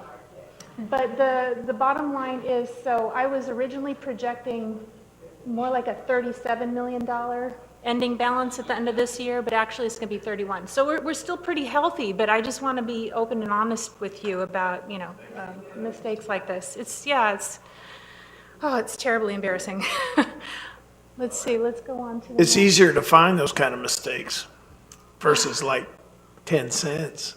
Yeah, yes. So, yeah, the pennies, that's another thing. Let's go on to the next. So the bottom line is, this is the bottom line effect. Here, this is what we're most concerned about is, this is all of the total fund balance here that we're projecting out to the future. The green line that I highlighted is our unassigned fund balance. And so when we were talking, when council members were coming in and we're reviewing, looking at our fund balance, it's still incredibly healthy. Remember, under this line, committed, this is where the reserves are according to our reserve policy. So this down here, this unassigned fund balance really, truly is unassigned. This is... Right, yes. Yes, Ray is using these to buy cookies and pizza. Yes, so our projected out... When you were coming in, I was telling you that this was going to be in the $12 to $15 million range, but it's actually closer to $10 million. It's still very good. And one more thing you need to know about this unassigned fund balance. This includes our general fund, but this also includes our renewal and replacement fund, because the renewal and replacement fund is something that I set up when I started here. We haven't officially made a motion or a resolution or an ordinance or anything to establish a true official renewal and replacement fund. So we do, but we need to explore all of these things, like what is going to be the amount that we're going to be putting into this fund each year. Some places they choose like a flat percentage of a certain revenue of last year, and they'll just put that amount automatically into their renewal and replacement fund. Other places, they'll look at the replacement cost of all of their items and the remaining useful life, and then they'll divide that back, and they'll put that dollar amount into their renewal and replacement fund each year. So I need to bring to you options. In order to do that, I need more data on our actual assets. I don't know what the replacement costs are because, you know, we don't have all of those numbers. Nobody's updated those for us. And we don't really know what the So true- maybe in January, would that be enough time, or would you need a full year, like, to look through? I'm not sure. I think the best way to go about this is to hire a specialty firm that specializes in valuing assets, infrastructure, and facilities, and to have them get these numbers for us. And the facilities and maintenance department, they've been talking about wanting an asset management software that would help them schedule all the preventative maintenance that they need to do and would allow them to update the condition of all of the major components. So if we could bring all of this together, maybe the consulting firm that we bring in to do the valuations could also load the data into a software. But this is a discussion that we're still having amongst the directors and the staff. And but we'll come back to council. Yeah, the assets of the city are very important, and it's pretty high on my to-do list. We have a lot of work to do there. But after that, I think that would be the perfect time to come forward. You know, maybe after that, with what would be the reasonable amount to be putting into this, and what would be spending it on, and so forth. So let's see. Yes? You said that that unassigned number includes the renew and replacement amount? Yeah. So I don't want to get too far ahead, but on This the budget 10 summary of million $2.5 million, that 2.5 Right. is part of that 10? It's part of the 10, but part of the 10, our current renewal and replacement fund, I am running it as a separate fund for tracking purposes. It has its own separate bank account. Next year, I was going to put in another $900,000, and that feeds into our capital program for, you know, our 5-year capital program and what we need to accomplish things next year. But if you wanted as a council to put more than $900,000 in there, you can say so, and it's just a transfer from the general bank account. It's still considered unassigned fund balance, but it's just going to be tracked for separately, so it wouldn't accidentally get spent on utilities or cookies or salaries. Right. So Crystal, would you come back to us when you were ready for us to make that either proposal or that, line item discussion to Lance? Would you let us know when and what you thought would be the right amount that we as a council should vote on? Well, so far I have, in this draft of the budget, I've proposed putting $900,000 in there. But if you wanted to today, or at the next council meeting, you can say, no, Crystal, we'd feel more comfortable if you would put some more money into there so that wouldn't accidentally be spent on cookies. It would be in there to replace, HVAC units as they, go and other things like that. So you're, think about it. I have one question. At the moment, though, it's just an accounting device. In other words, it's within the... It's a tracking set of accounts. Until the council takes action, then it would no longer be just an accounting device. Correct. Once council takes action, so whatever action you take, you would need the similar action to undo it. So if you do it by ordinance, then you have to undo it by ordinance. If you do it by motion, then you undo it by motion.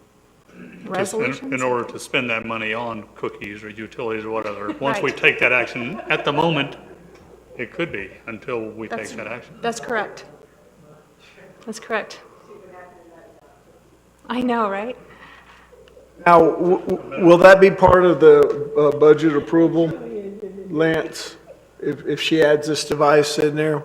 Well, if you did at this point, tomorrow I'm supposed to put a tentative budget up on our website so that all the citizens can look at the details and come up with any questions that they might have and that they might want to bring to our first public hearing. So from here on out, any changes that you want to be made, at each meeting, I need to give you a cover memo and summarize them and then attach the revised budget to each meeting until we've, fully adopted it on September 20th. So, just for clarification, once the budget is adopted, we can amend the budget at any meeting. That's correct. So I wouldn't get in a big hurry. Let's adopt the budget and then we can change it to what we want. Yeah, let's try to keep amendments to a minimum. We like to have a plan and stick to the plan. Mr. Braden? Thanks. Would it be easy enough to go back and see maybe the last 5 years of what we spent on air conditioners and windows and roofs and things of that nature and painting to try to get an idea of what we really need to be putting aside every year? Is that possible? Well, Michael and his team, they've been looking at everything as close, they've been going for a deeper and deeper dive into, and they've been making plans, and that's what their renewal and replacement plan, these numbers that I've put in right now, they all came from that. They're like, okay, well, this building has 7 HVAC units or AC units, and they tend to last about 7 years, and we're going to try to stagger how they, expire. Or they're looking at the, the roof it's a metal type, and it tends to last about this long under the Florida sun, and it was installed in this date. So they're looking at these details. I know at the homes, like shingle roofs, insurance companies, they want them replaced every, say, 15 years. Doesn't matter if it's a 30-year shingle or what. And Yeah. metal roofs are Different, maybe, yeah, different. exactly. They want them changed out, so. So that's why we're thinking it would behoove us to have an expert to come in, because we're using, we've got different materials, we've got different ages. Like, I know that one of the AC units went, it's on the fritz right now, I think right here in this building. The team also is aware that the type of refrigeration coolant that it uses, that it's not going to be on the market available for sale 4 months from now. So they're looking at replacing it with, they're not going to just do a straight up replacement. They're going to upgrade to the next best thing that'll hopefully will have a good 7 to 15 year life. So the team, they do the best they can with what they have. I think they're a little understaffed, and so that's why we were thinking bringing consultants in to lay this out might help them get a leg up on it. Mr. Bagby? Thank you, Mr. Mayor, and that's where I was headed. I would, we do a reserve study every year. There are people who are certified to do reserve studies, who know the cost of roofs, whether it be shingle, flat, metal, whatever. And I would prefer we not have our staff guess at something like this. There's BCI locally does it. I think Sedgwick, there's probably League of Cities probably has, a list of folks that could do it. And that I would like to see us maybe see what it would cost to do one of those for the city, and then bid that out to whoever the League of Cities says is good, and some of the local people that I know that do it. And then they can give us a comprehensive list A, and they build you a database, which is the beauty of this, where you can go in and, yeah, the roof needs to be repainted or for the building every 10 years. Oh, but you know what? It doesn't look that bad, or we've spot painted it, so you can add a year and it will automatically push that cost out a year, and you can manipulate those databases. So I would prefer us not to do it in-house. I don't want to enjoin the staff to spend a lot of time doing this because it's not easy. And B, there are people who are professionals who do this and only this for a living. Hire one of them and get it done, and then we can update it. And the So good I news think is, y'all are on the right track. I did budget for this to happen next year, and it's in the contract services, in the general government, in the details. That's good management. You have the magic words. All right.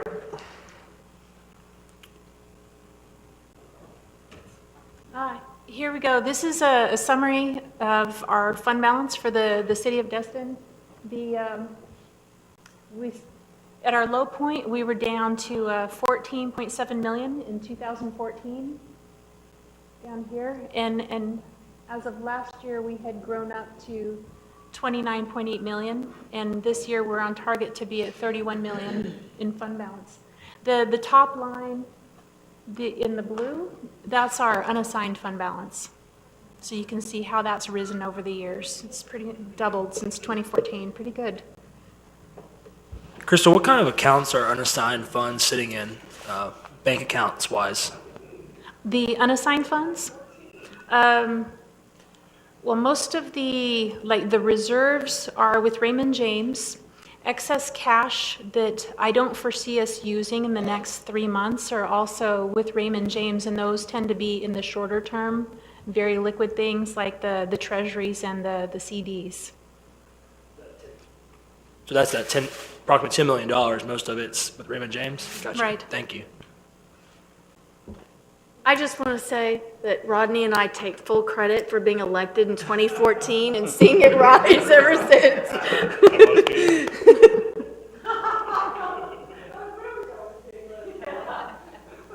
So as I mentioned earlier, we are planning to dip into our fund balance. We're going to take about $4.4 million next year, spend more than we're going to bring in revenues.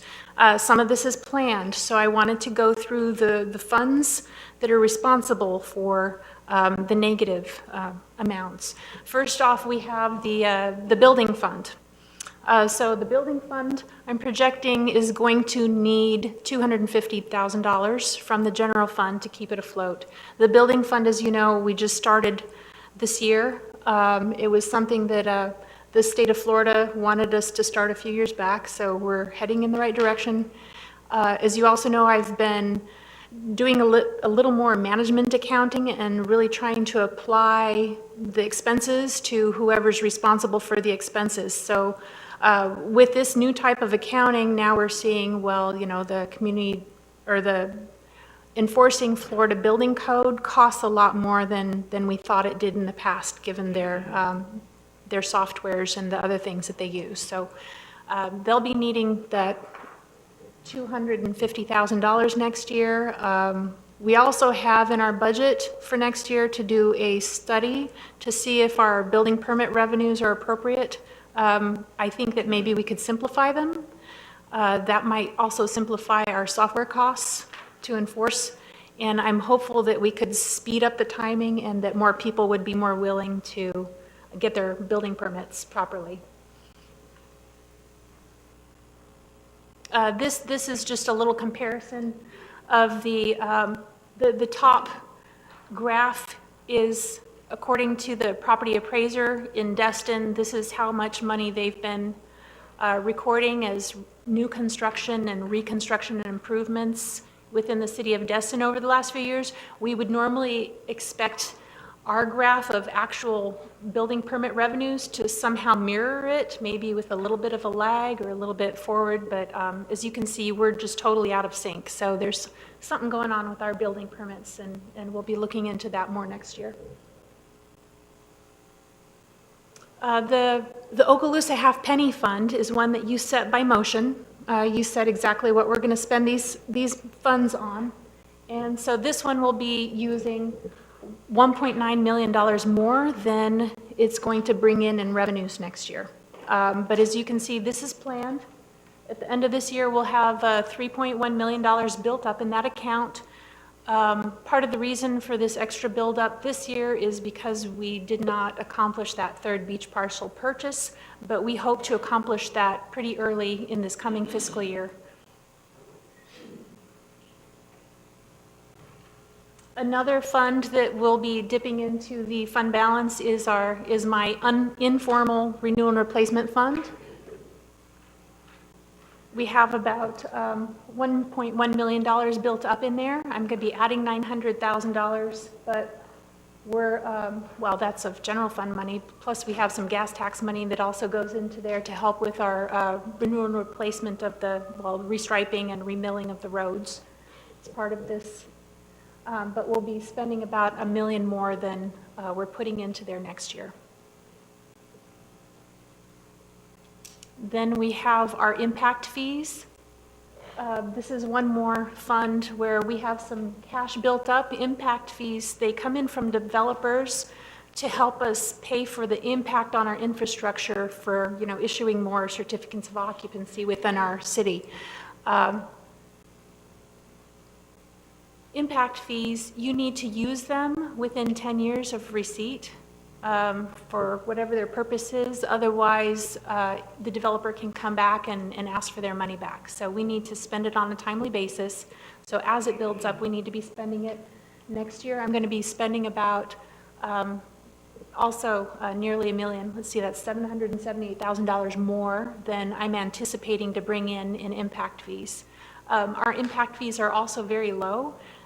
So we have there should be a study happening pretty soon to update our impact fees, and it might be a restructuring, so we'll hear more about that this coming year. So anyway, those decreases in the fund balances, that's where I just wanted to explain to you, why we're, our expenditures are going to be more than our revenues next year. So you can see that some of that's planned. There it is. Then we go on to our 5-year capital budget, and I think we have all looked at this 5-year capital budget over and over again, and we're pretty familiar with it. The total effect on the budget. So here's our proposed fund balance for next year, and we're looking at having an unassigned fund balance of $10 million.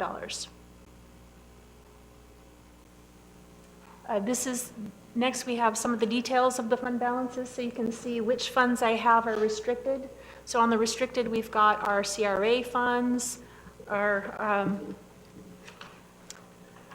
we've got the Town Center CRA, the Harbor CRA, the Building Fund. All of the monies in these accounts are all restricted. Impact fees are also restricted for certain use. I can't just spend those on operating costs. Can't keep the lights on with that. I've got to spend them for growth necessitated improvements.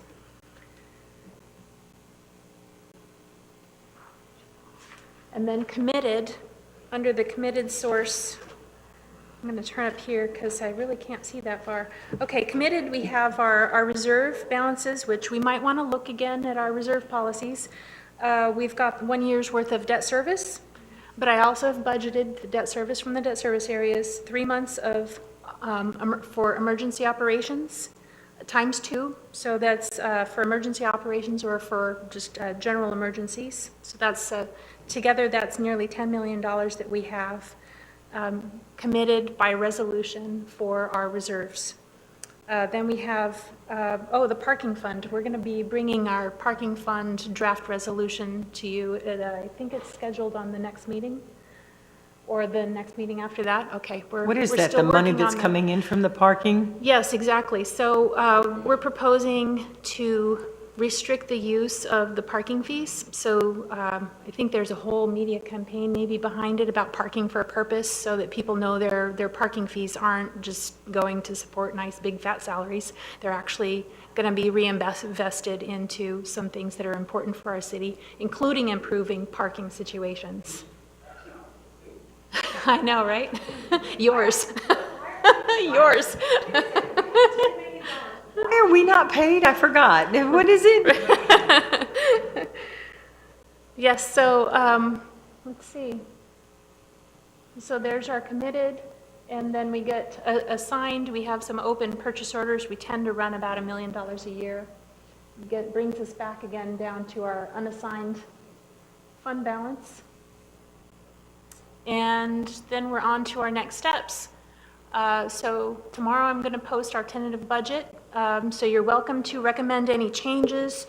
As you had in your packet, all of the pages of all of the details for all of the funds, as well as all of our capital improvement projects, and the details on those. So if you have any last minute notes or changes you'd like me to make, I can make those first thing in the morning before I post our tentative budget up on the website. And then if you have any changes at the next meeting next week, I'll do the same thing. We'll make the memo, and I'll update the tentative budget that we have posted on our website so that the public can see it before the public hearing. This is terrific. You've done a wonderful job of putting it all together, making it extremely easy for those of us that are not financial wizards. So thank you. It's very clear and it's very easy for me to understand, so I appreciate it. Thank you.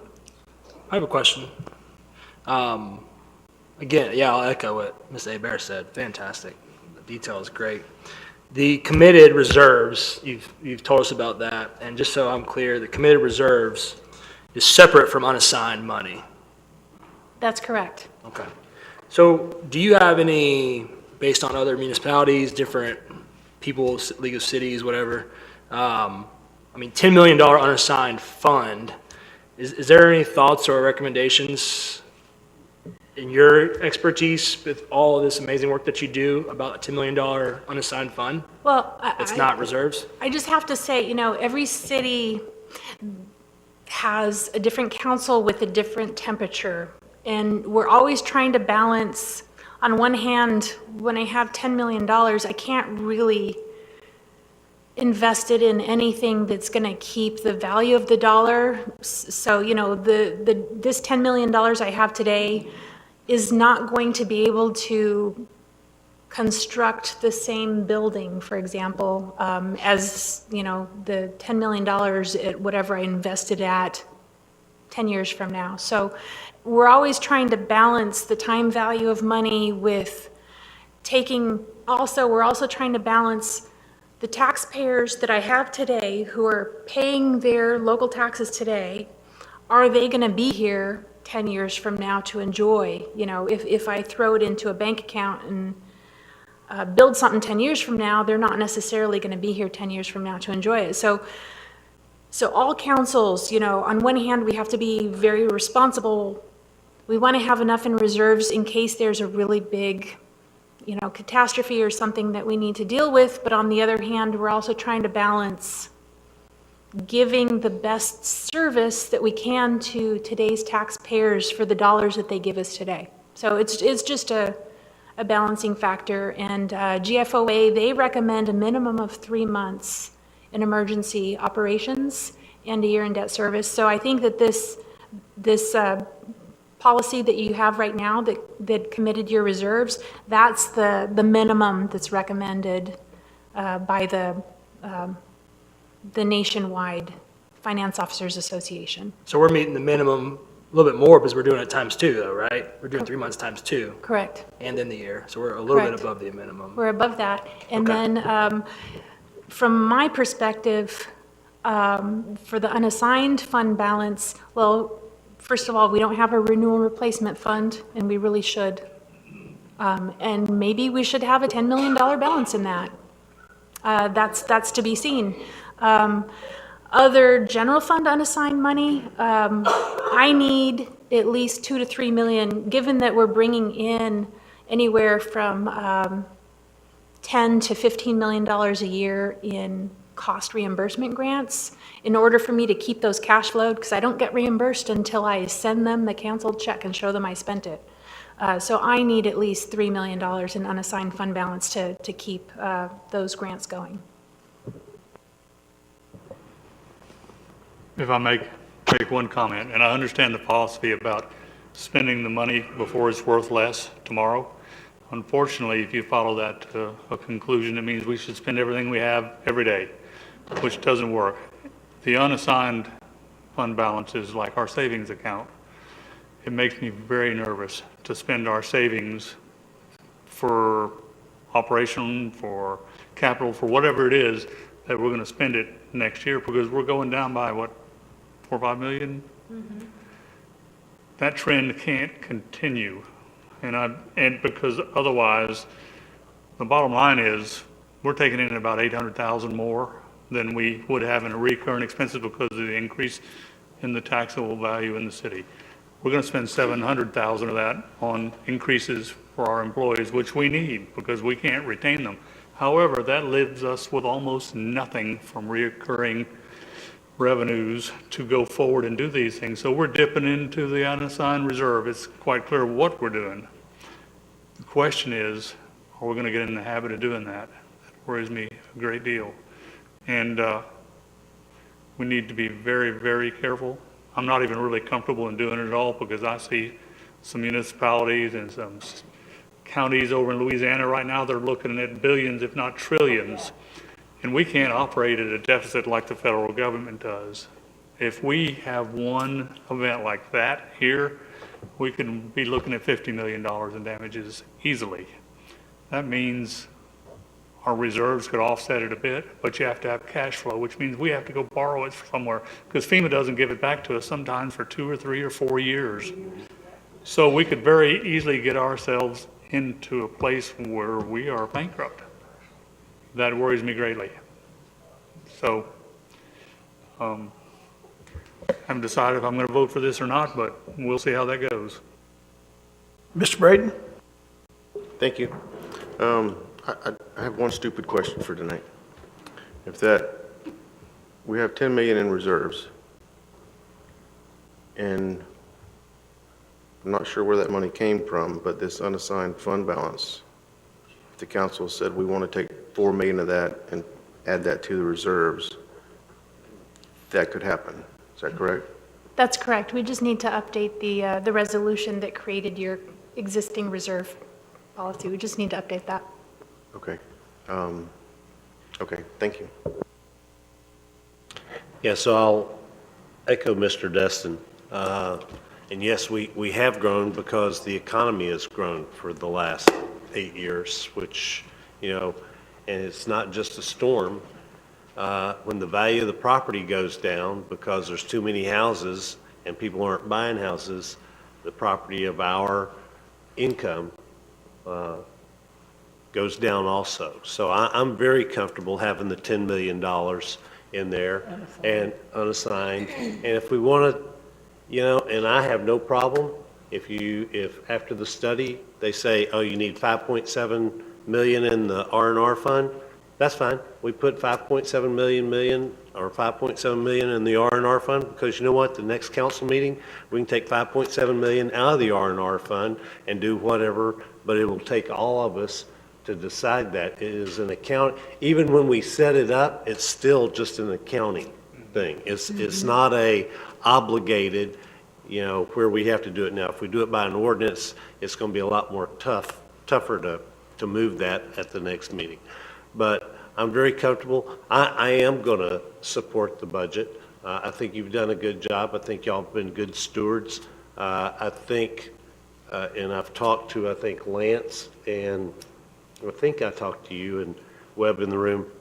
I would like for us to review probably in December our investment policy. Let's get through the budget cycle here, and then there's some of these things that we just need to maintain, and that's our 3 months for debt service or whatever and all those things. But the $10 million, there are still very safe instruments that we could invest in that would get us more than the 0% that we're currently getting from our current investment advisors. And they're not bad. They're just, part of it's on us. When we wrote the investment policy, when we wrote it in 2013 or 2014, I never thought that it would still be the same one we were using in 2021. I mean, I've changed my family investment policy twice since then. And so it's one of those things we should review. And so hopefully we will bring that back to the council before the end of the year. Thank you. You done? Anyone else? Thank you. Appreciate it, ma'am.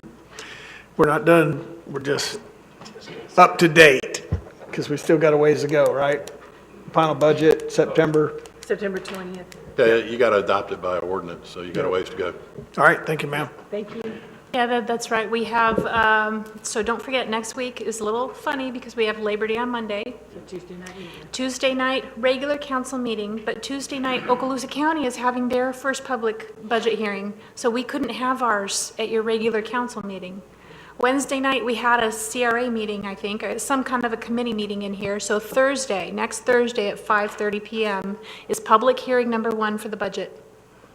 Please put on your reminders. We'll ask Ray to bring cookies. Crystal? Crystal, can we use the fund balance to buy cookies? Only if it's budgeted, Ray.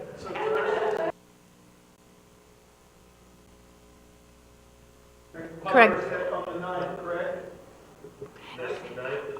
The 9th at 5:30, and that went out to all of our citizens on their trim notices that Okaloosa County sent out to each household already.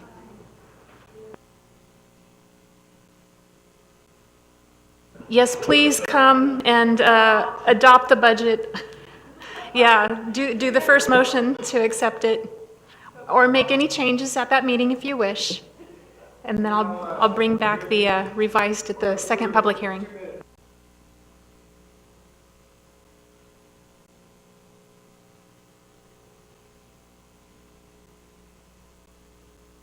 Appreciate that very much. All righty. Back to you, sir. Thank you, Mr. Mayor.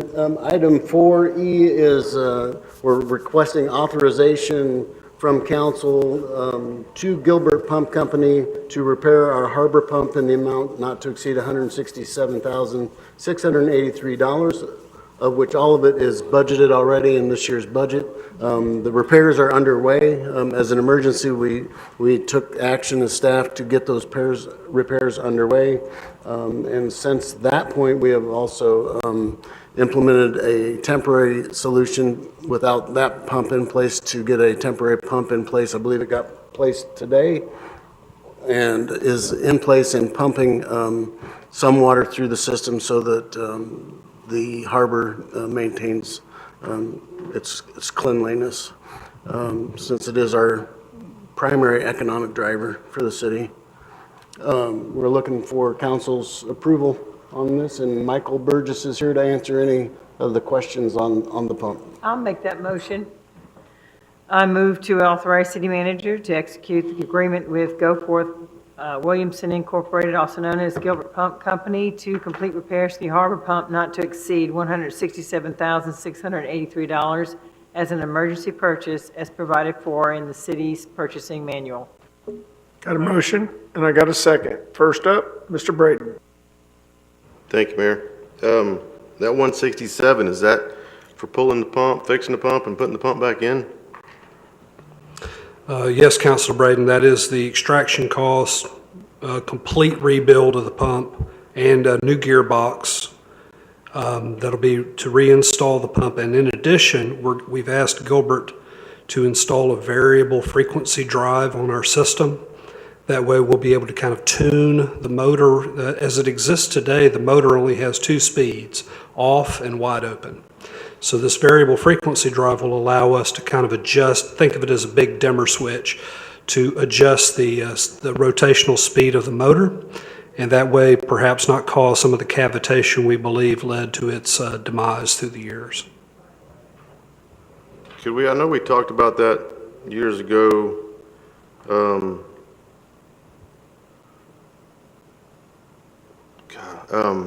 about putting a reduction gear on that or changing the gearbox to stop that cavitation, but they said it didn't, just would kill the efficiency of that pump or the well and all.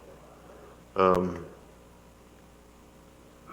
that, I mean, it sounds like that's what we're doing by slowing it down. And I agree with you that it's probably the only way we're going to fix that cavitation.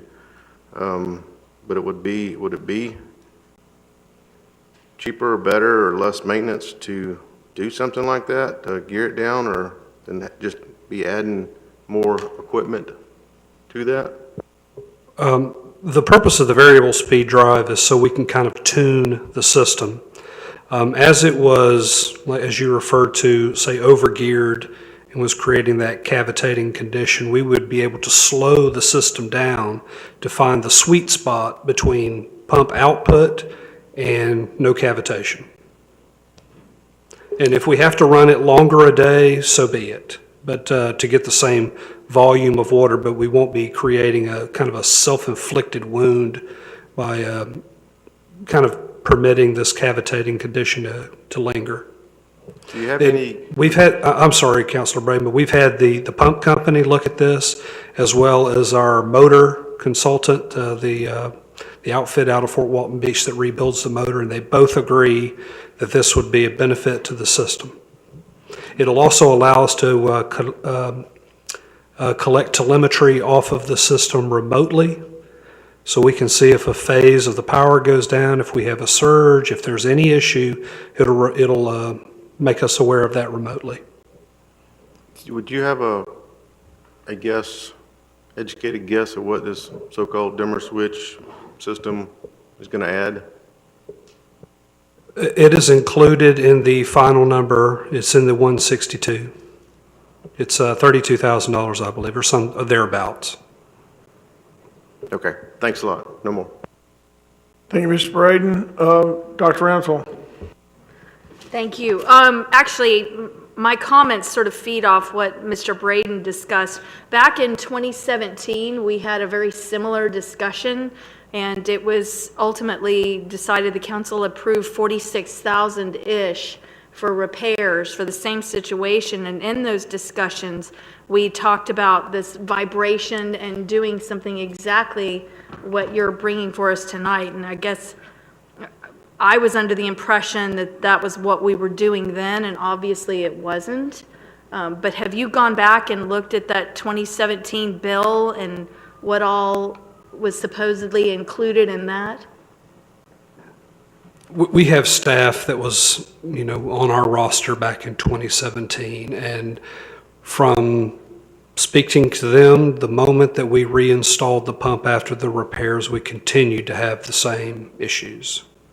So I'm not sure, and even speaking with Mr. Shackelford, Maurice Shackelford, I know he's gone on to his reward, but he apparently was seeking a balancing report for the impeller. Just like you would balance a car tire, you would computer balance the impeller, and we never, this is before my time here, but we never could get the report for the computer balancing of the impeller. And just like a car that's out of balance, if the impeller's out of balance, it's just going to create an issue down the road. And believing, that through 4 years of use, that problem just kind of manifested itself into kind of the failure that we experienced back in May 10th. So apparently there was another problem because we authorized another $6,400 for a repair in 2019. So I'm just wondering, is this going to take care of those constant repairs, or with something of this nature and the size of the project, is it to be expected some sort of repairs on a fairly annual, semi-annual basis? The new hardware that's going to be placed within the pump housing itself will have a warranty associated with it for labor and materials. The gearbox will as well, and the motor was recently rebuilt. Back on May 10th, we also had a phase-to-phase short that basically burnt the windings in the motor. And we're not real sure. We did contact Gulf Power about that to see if there was an issue, on that line that caused us to lose that leg of the three-phase power. They weren't able to identify any problems that could have caused that other than age. But that motor has been rewound, rebuilt, and it is ready to reinstall as soon as we get the other components in. Thank you. Mr. Schmidt? Thank you. Most of my questions were answered. One other one is, what's a new one cost? I think you might have said this in the past months, but can you remind me? Okay, so we basically will be getting a new pump out of this The only thing that will be original is the housing itself, the exterior of it, the body. All the guts on the inside will be brand new. Thank you, sir. So that's how much it costs? 135K, right? Plus the cost of the housing. All right, thank you. All right. Okay, I'll entertain a motion at this time. We did. Oh, okay, we'll take a vote at this time.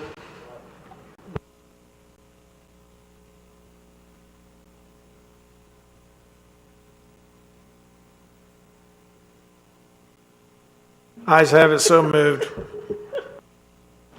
Item 4F, staff is asking for council's consideration of Resolution 2110, which would provide a longevity award to those staff members who have stayed on board with the city between 12 months and 120-plus months, ranging in different reward categories, depending on the length of time served. We are asking for council to approve this as it will help offset some of the challenges that we have run into over the last year with our starting wages, having to increase them rapidly in order to get staff on board, while the folks who had been on board previously were not getting that same wage. So this will help even the playing field and reward them for sticking with us. That's easy. I'll make that motion. I move to approve Resolution 2110 as recommended. Second. Then that makes Mr. Bagby. Yeah, I asked the staff earlier today if this were net or gross for those of us who pay bonuses or whatever. Yeah, the taxes. And I've always found that net, when you say you're getting $250 and then you only get $170, it's like, I thought you told me I was getting $250. So I would ask the maker and second of the motion to amend their motion to, the staff tells me it's too hard to figure out all the nets because everybody has a different plan, and I understand that. It's not like 16 people working down in a condo. So I would just ask that you increase it by 12%, and then each of the payments, and then that should offset, for most people, that should offset the taxes. I amend my motion, Ray. I'm good with that. Have an amendment to the motion and the second approves. Any further discussion? Seeing Yeah, none? Go ahead. Where are we at in that 12% to this motion that was just made?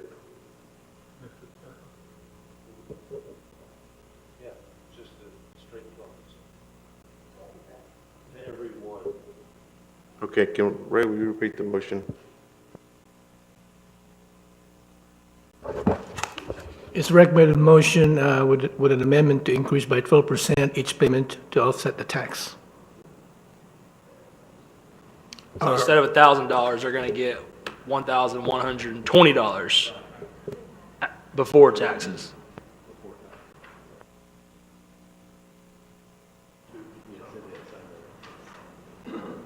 Okay, thank you. All right, let's take it to a vote.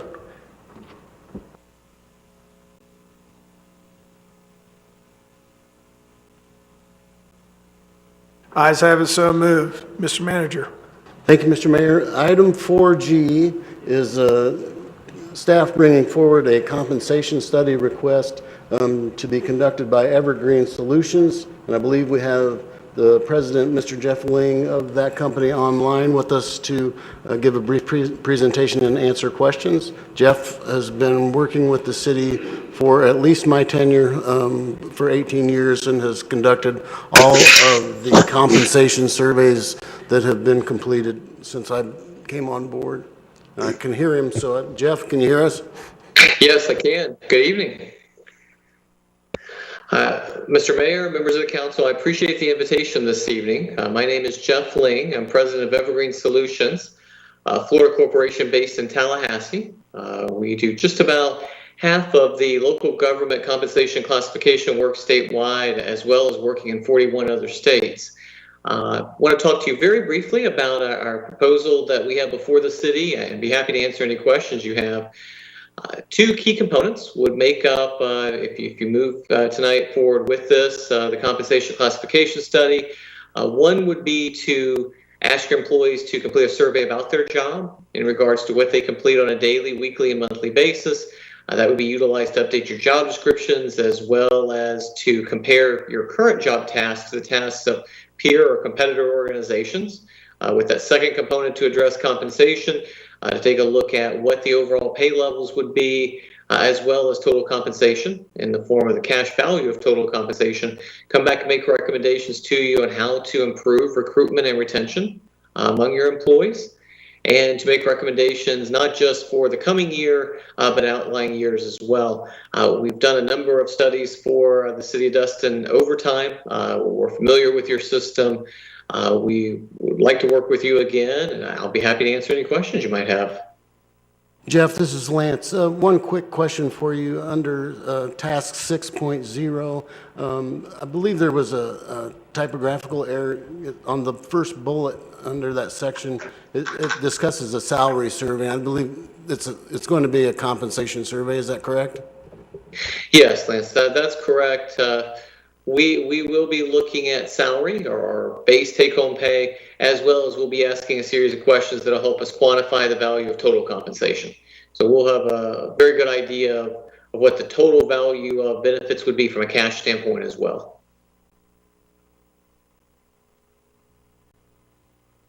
Any more questions? Yes, sir.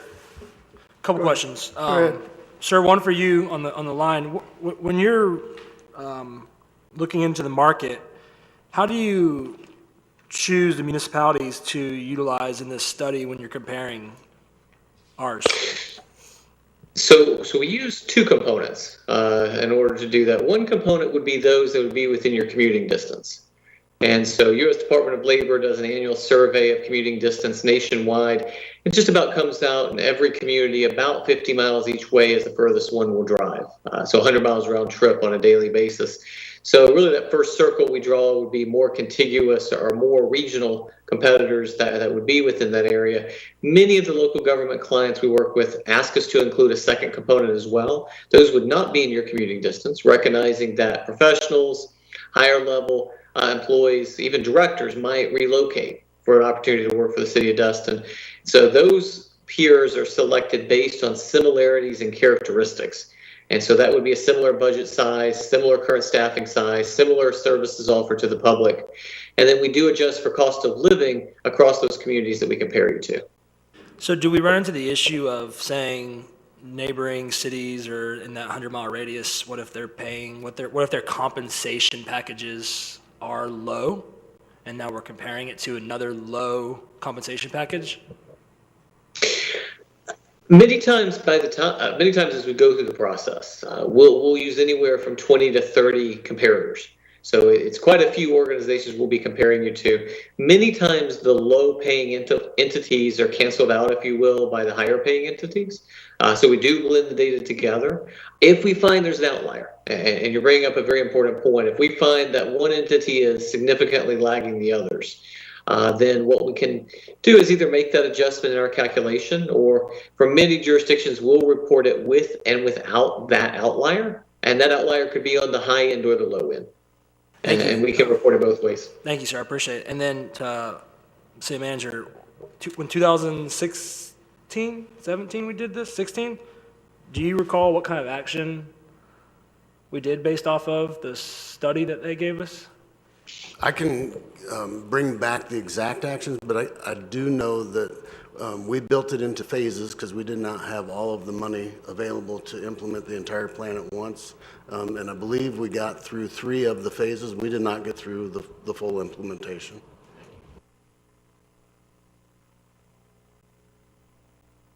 All right. I'll entertain a motion at this time. Anyone?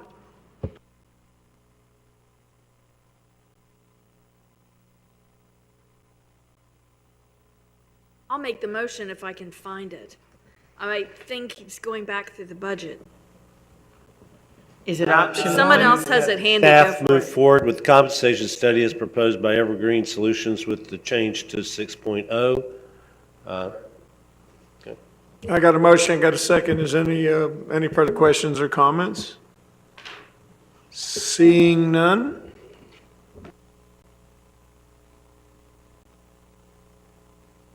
Ayes have it, so moved. Thank you. Thank you, Jeff. Thank you, Mr. Mayor. Item 4H is the proposed tourist development district expansion update. We have Mr. Burns, special counsel for that project here to address the council. Mr. Burns, I apologize. We should have moved this up and we didn't No, think it's about good. it. It's good to get back in the fold and kind of see what's going on. Well, on that note, actually, I had to fight to keep him out of this seat. I was actually going to ask for a 10-minute break because I told Kim I would call her right when I got called up. I thought I was going to be called at the start of the meeting though too. So, but I do need to talk to her. I know Lance and I need to talk to her real quick about this issue on one thing. So, all right, 10 minutes. Thank you.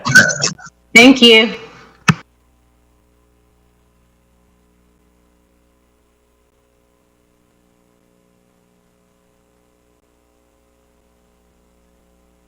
Can we just move on with other issues? Public Right.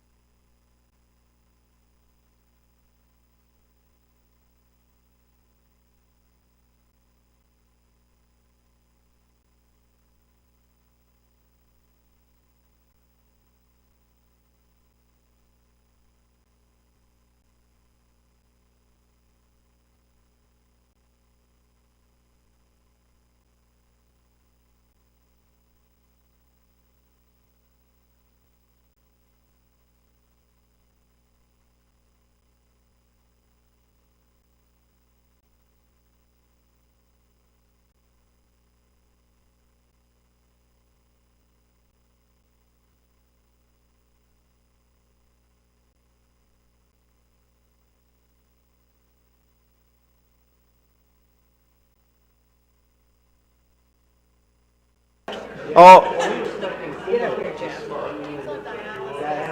we've had a meeting of the minds. I think our representatives are ready to do whatever they do best. All right, everyone, I'll call the meeting back to order. Kim, you sound like you're in a squirrel in a cage. Do I really? Yeah. Something in the background. Somebody's got feedback, but your voice sounds clear when you speak. It's just we're getting some kind of feedback. I'm muted, so it cannot be me that has the feedback. Here's me on mute. Okay. We like that. All right. Okay, Mr. Burns, take it away, sir. Mr. Mayor, if you don't mind, if I introduce this item real quick. Okay, go ahead. Last week, myself, Mr. Burns, our deputy city manager, and our city attorney met with our counterparts in the county, our other city managers and city attorneys. After we attended the county meeting, the first 164 meeting, where a proposal was made where 12.5% of the funding for the TDC could be split amongst the municipalities if we could all get together and come to an agreement. We got together last week, and I'm happy to say that we all came to an agreement, and we're very happy with the agreement. And did Destin get the lion's share of the funding of the 12.5%? Yes, sir. We did, but we generate the lion's share of the funding too. And I believe that the other municipalities were on board with where we landed and with those percentages. We ended up at 48.5%, I believe, if memory serves. The other thing we wanted was a guaranteed spot for our elected officials on the TDC board. I just think that's the fair thing to do. And the entire group, once again, agreed to this. The final thing that we agreed to was the term of the agreement. And we agreed to a 28-year term. All of the cities agreed. No one dissented. So Jeff has got the details and can go into way more of the details. But my personal advice to you, if I can offer it, is I think that the council should accept this offer as an opening volley and move it forward as is. I think it's fair, and that's just my opinion, and I hope you would consider that. Thank you, sir. Jeff, take it away. Thank you, Lance. And to kind of bring you all up to speed, I know the meeting got canceled a couple weeks ago, the Destin City Council meeting, and I would have brought you kind of up to speed at that point in time on how the negotiations and talks were going with the county. And actually at that point in time, they were not going so well. We were not getting really anywhere. But I am happy to kind of announce now that we have gotten a little feedback from them, at least from Commissioner Boyles at the meeting 2 weeks ago, that Councilmember Schmidt and Councilmember Ramswell attended along with me and Lance. And all the other cities were there, represented by various individuals, except for Shalimar. Most of the cities brought good contingents and decision makers with them, or at least provisional decision makers. And unfortunately, I was not able to meet with you all ahead of time and get any kind of offer at that time or some sort of parameters to kind of go into that meeting to kind of set the stage. And Commissioner Boyles did put me on the spot. And I told him, hey, you know, the hurricane hit or the tropical storm came through, we had to cancel the meeting. He had come up with kind of some terms, and initially there was some concern with what he had come up with because 12.5% of the total take didn't seem like a lot, and I was hearing all these numbers thrown at me at the time. I didn't know the math. We went back and realized it was $3.1 million. And what we did before we left that meeting is we got together with all the other city managers and attorneys who attended and said we need to meet really soon on this. And so we met last week in Niceville and had a meeting. I was present, Lance was present, Mr. Warren was present, and Kyle Bauman were present for the city of Destin. And all the other cities, again, other than Shalimar, were represented at the meeting. And it lasted about 4 hours. And the first term we did address, though, was what would be the percentage breakdown. If whatever number is paid out every year of the 12.5%, if it's $3.1 million, which is projected to be in year one, what would be the payout to each of the cities? And we kind of took a different tact than I think what everyone was expecting. I think they were expecting us to ask for $3 million or 99% of it. And we kind of based on my discussions with council members and staff and whatnot, I felt that longevity was more important than asking for the whole entire amount every year for a shorter period of time, because longevity can allow you flexibility for projects, capital projects, and bonding certain payouts over a course of period of time. And as an aside, the county has sort of messaged to us that they would be willing to approve in the future projects like undergrounding of utilities as something that the TDC funds could be used for, so long as you do the appropriate studies. So kind of taking it back in, I realized for Destin's flexibility purposes, they're already going to get the projects that are named individually in the ordinance, the Crosstown Connector and that beach acquisition. Those are large dollar value projects. Those aren't part of this agreement, they're already in the ordinance. But the yearly payout, which was initially $1.5 million a year for effectively 10 years, it didn't say that, it had some sort of formula that worked out the 10 years. We came in and asked instead for $1.5 million for 28 years. And we figured it ought to be $1.5 million, or $3.1 million was 48.5%. And that kind of everyone, and there was a little bit of pushback from a couple of the cities, but they all came online pretty quick to that, and they all then spent the next hour kind of dividing up the rest of the pie. Really, the rest of the discussions at that particular meeting had more to do with kind of provisions that are more important to the other cities. What if a city doesn't have any projects within 5 years, what are they going to do with their money, and if they have to turn it back over to the county? Well, Destin has plenty of projects. In fact, they're the only municipality that has a laundry list of projects, and they're ready to go. And so out of all the municipalities, Destin's the most ready to go to the county and start getting funding immediately. And so that wasn't really a concern. The only other provision that really was a big concern, and again, we didn't promise this, these were terms that we were going to bring back to all the cities. But one thing we did bounce around was the makeup of the board. And I made it clear that we had to have an elected official from Destin on the board. I know that's important to most, maybe if not all of y'all. And Fort Walton very graciously, tentatively gave up their seat effectively to Destin at that meeting. Now, they'll replace it with the ability for their council to appoint whoever that individual is. So they'll still have the right to appoint a businessman in their city. That businessman might be a council member. But Destin will maintain the right to actually appoint a council member as one of the elected officials on the board.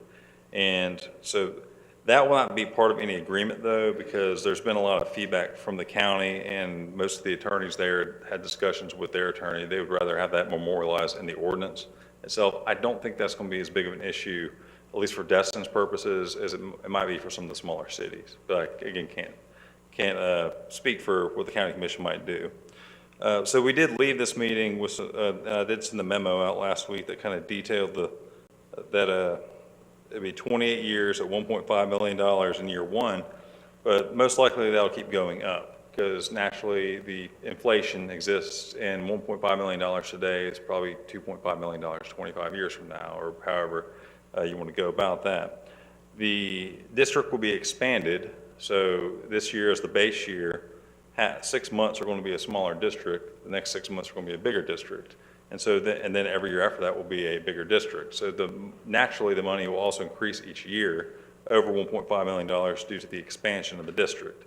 Then once the fifth penny comes online, or the third penny, which really is the 5 cent collection at the north end, the money will increase even more in theory.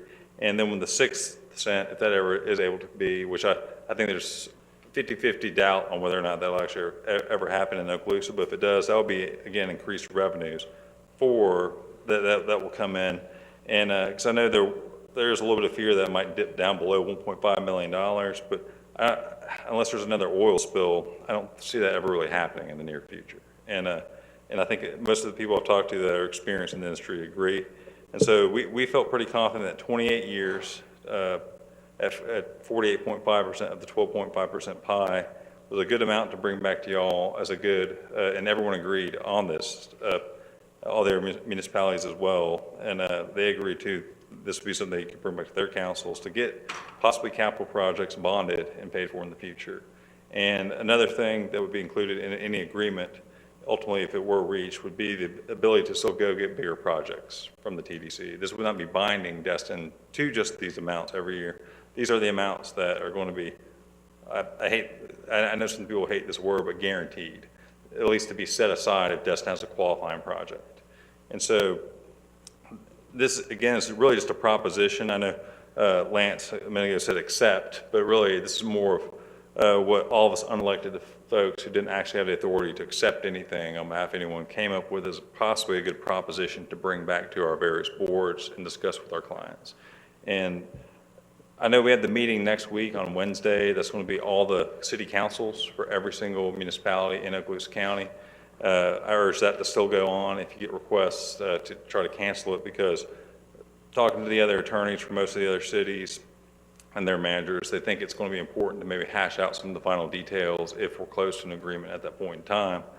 And so keep that in mind, but also we think it might be a good move tonight for Destin to set the stage. If these terms in general are agreeable to you, the 28-year term, 12.5% total aggregate that the county pays in, and then we get 48.5% of the 12.5% of the revenues. If those terms are good, then I would ask that you grant me and Lance authority to convey that to both the county and the other municipalities in the form of an agreement with all requisite boilerplate added in as well. And then at least we have a starting point that they know is a starting point too as well. And we can maybe start trying to work on really narrowing it down by the meeting next week.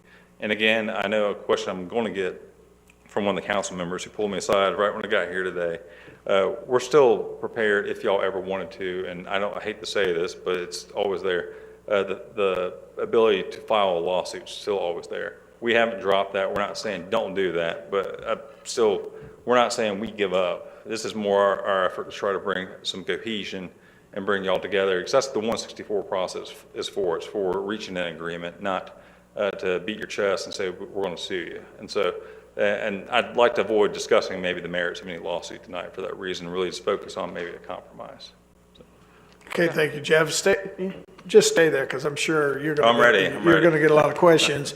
I'm going to go first here, and then Mr. Schmidt, and I'm sure some council members will follow. I know you and our city manager, deputy city manager, and Kyle and Kim, y'all have worked hard on this and working with these other staffs and these other municipalities. And so I just want to agree with what the city manager said earlier. This is a good start, a good compromise. You seem to agree as well. So I just wanted to add that. It sounds like this agreement is fair to the city of Destin, long-term and short-term. For us, we have a lot that's going to take place in this city as the decades progress. And establishing good relationships, not only with just the county, but with these other municipalities is crucial, because we don't know what the next issue is going to be on the horizon. So, this classic case of, as you go into a negotiation like this, is you don't want to burn any bridges on the way. And I think this is a good starting point. And we always got to think that there's more to Destin in our relationship, especially with the county, just than the TDC. We live in the county, even though we're a municipality, and our people live and they pay taxes to the county as well. And so there's going to be things that we're going to rely on the county for way past this particular issue. And lastly, I just want to remind everybody that come to terms, or the municipalities have to, where we get a voting member of our council to sit on the council, on the TDC council, which is what we have now, and it's served us well. But since I've been involved with the FRLA in the last 7 years, Destin's not only had good representation, but has had way more than fair representation. Even the couple of the folks that have been on that council over the years, some that have come and gone, even the ones that don't live in Destin, all have businesses in Destin. And that's just going to be the reality of the TDC makeup. These other areas, the new taxi district, they'll have some folks that do business in Crestview, but it's real hard to find guys in the hospitality and accommodations business that don't have various interests across municipality lines. So getting a pretty much a guaranteed voting member of this council is crucial, but I know what the reality of the committee's always been, and Destin always has the majority of the members on that panel either actually live in Destin, but they all do business in Destin, so we've always been treated fairly. Mr. Schmidt. Thank you, sir. I just wanted to say I was at the meeting, Dr. Ramswell as well, and there was times of good stuff, bad stuff being said, comments being made, the whole sort, whatever. But I think the meeting did what it was supposed to do and allowed the other folks to meet this past week, like they just said. And from a newer person coming in to hear where it is today, where we got to go to the TDC today and request funds for a project, to an ordinance that was written that was going to just say, here's $1.5 million for about 10 years, to now being said, we're getting a percentage of these funds for the next 28 years. I mean, it's great. I think it's a massive achievement, I believe. And I know there's some legality issues with voting and all that stuff. I'm not trying to say those aren't important, but we do have longevity of a percentage of a fund that's going to be growing each year, I believe. And I don't know if it's okay, but I'd like to just make a motion to direct the attorneys to proceed with the terms as discussed in moving forward if everyone agrees at your meeting. Well, you made a motion. Do I have a second? Because we're going to have plenty of time for discussion. I'll second. Okay, we have a second for discussion, and I will make sure I get to everybody here. And if we need to, we'll go through it twice. Go ahead, Mr. Burns. And this might help the discussion out. For clarification, so we don't go too far down the wrong path, the municipalities have all agreed to this. We still have to present this to the county. And so what we'll be doing tonight, if y'all agree that this is a good deal that all the municipalities reach, we still have to take this to the county, and that might be the lion's share of the meeting we have next week. So just want to clarify that. Okay, so If I could ask Councilman Schmidt to amend his motion to include Lance as part of the team. That's fine. I'll make that amendment. is that okay with the second? Just add Lance to the team. Sorry, I couldn't hear what you said. I got it now. Okay, all right. We're adding Lance to the team in the motion. Okay, go ahead, Ms. Schmidt. Are you done? Yeah. Okay. Thank you, sir. Up next, Dr. Ramswell. Thank you. So I wanted to ask a couple questions in terms of looking at the numbers. The other 87.5%, what is that, and how is that going to be distributed and allotted? Do you have any insight into that? And not off the top of my head, but I'll kind of generally cover it while I pull up the ordinance. I know at least 40% has to go to advertising or tourism promotions, what they call it. So it's going to be according to statute, looking at the different pennies and how they're to be expended. Correct. So how did they carve out the 12.5 out of the pennies and the allowable uses of I'm not pennies? sure. We didn't ask the question of the logic behind, because the meeting we had with the municipalities was after that meeting that you attended with me, and so they never made that clear at the meeting where the 12.5% came. But I do know, I heard one of the council members say public safety. I know for a fact they are not going to allow any of that money to be spent on public safety, so they're not lumping the lifeguards and all that in there. So the 10% payout for that will be 10% that's there, then the 40% for the promotional will be a separate pot. And so the 12.5% is most likely in that remaining 50% somewhere where they have some more discretion if they haven't tied those funds up in a certain way. Are they stipulating how we can spend our portion and how the other municipalities can spend their portion? The offer that we are going to be bringing will not have that stipulation language in there. The municipalities all agreed on a very broad set of language. What I've heard through their attorneys for the county is that they are going to start having a broader reading because the statute was amended, I think, last year or the year before. If you being like the municipality want to have a capital project funded through TDC revenues, you have to hire an expert who will come in and opine that it's related to tourism, and they have standards all set out in there. So you'll have to hire that expert, and if they say yes, then the TDC will most likely fund a capital project, for example, utilities or something like that. But obviously, that's still subject to the vote of the TDC and then subsequently the Board of County Commissioners. I do know that yes, and you'll know a lot of that up front if you do agree to this, because I think the agreement will have something in there where every city has to provide an expenditure plan within, I think, the first 18 months. And from what I understand, Destin has a very detailed plan that they could kind of, I guess, reconfigure to be TDC related of capital projects and whatnot. And that's where Destin's ahead of the game. And so I think it will be an element of political pressure or policy, and that the TDC will have to still use their standards to approve of the project. And but I'm imagining there won't be a lot of too much, at least on the TDC end, and probably not on the county commission end for some of these projects, because I get the impression that there's some parts of the county that want to let Destin set the example, so to speak, if they pull it off, to then do projects similar to their own. And so you're speaking about projects beyond the 12.5%, correct? And when I said some of the other municipalities might want to use their 12.5% allocation. And I know when we talk about percentages, it's really our 48.5% of the 12.5% allotment. We would use it one way, and then if one municipality wants to do something similar and use, hey, Destin was able to underground utilities, they might want to copy what Destin. Who would be approving or disproving of the way a municipality wanted to use their money? Would it be the TDC, or would it be the interlocal agreement parties, or how would that work? The interlocal agreement will have a process set out in it that will involve, obviously, the expenditure plan up front, and then if a plan's approved by the TDC, then it's more on the city just to get it, I guess, I'm going to use the old plan, or term that was used under Obama, shovel-ready.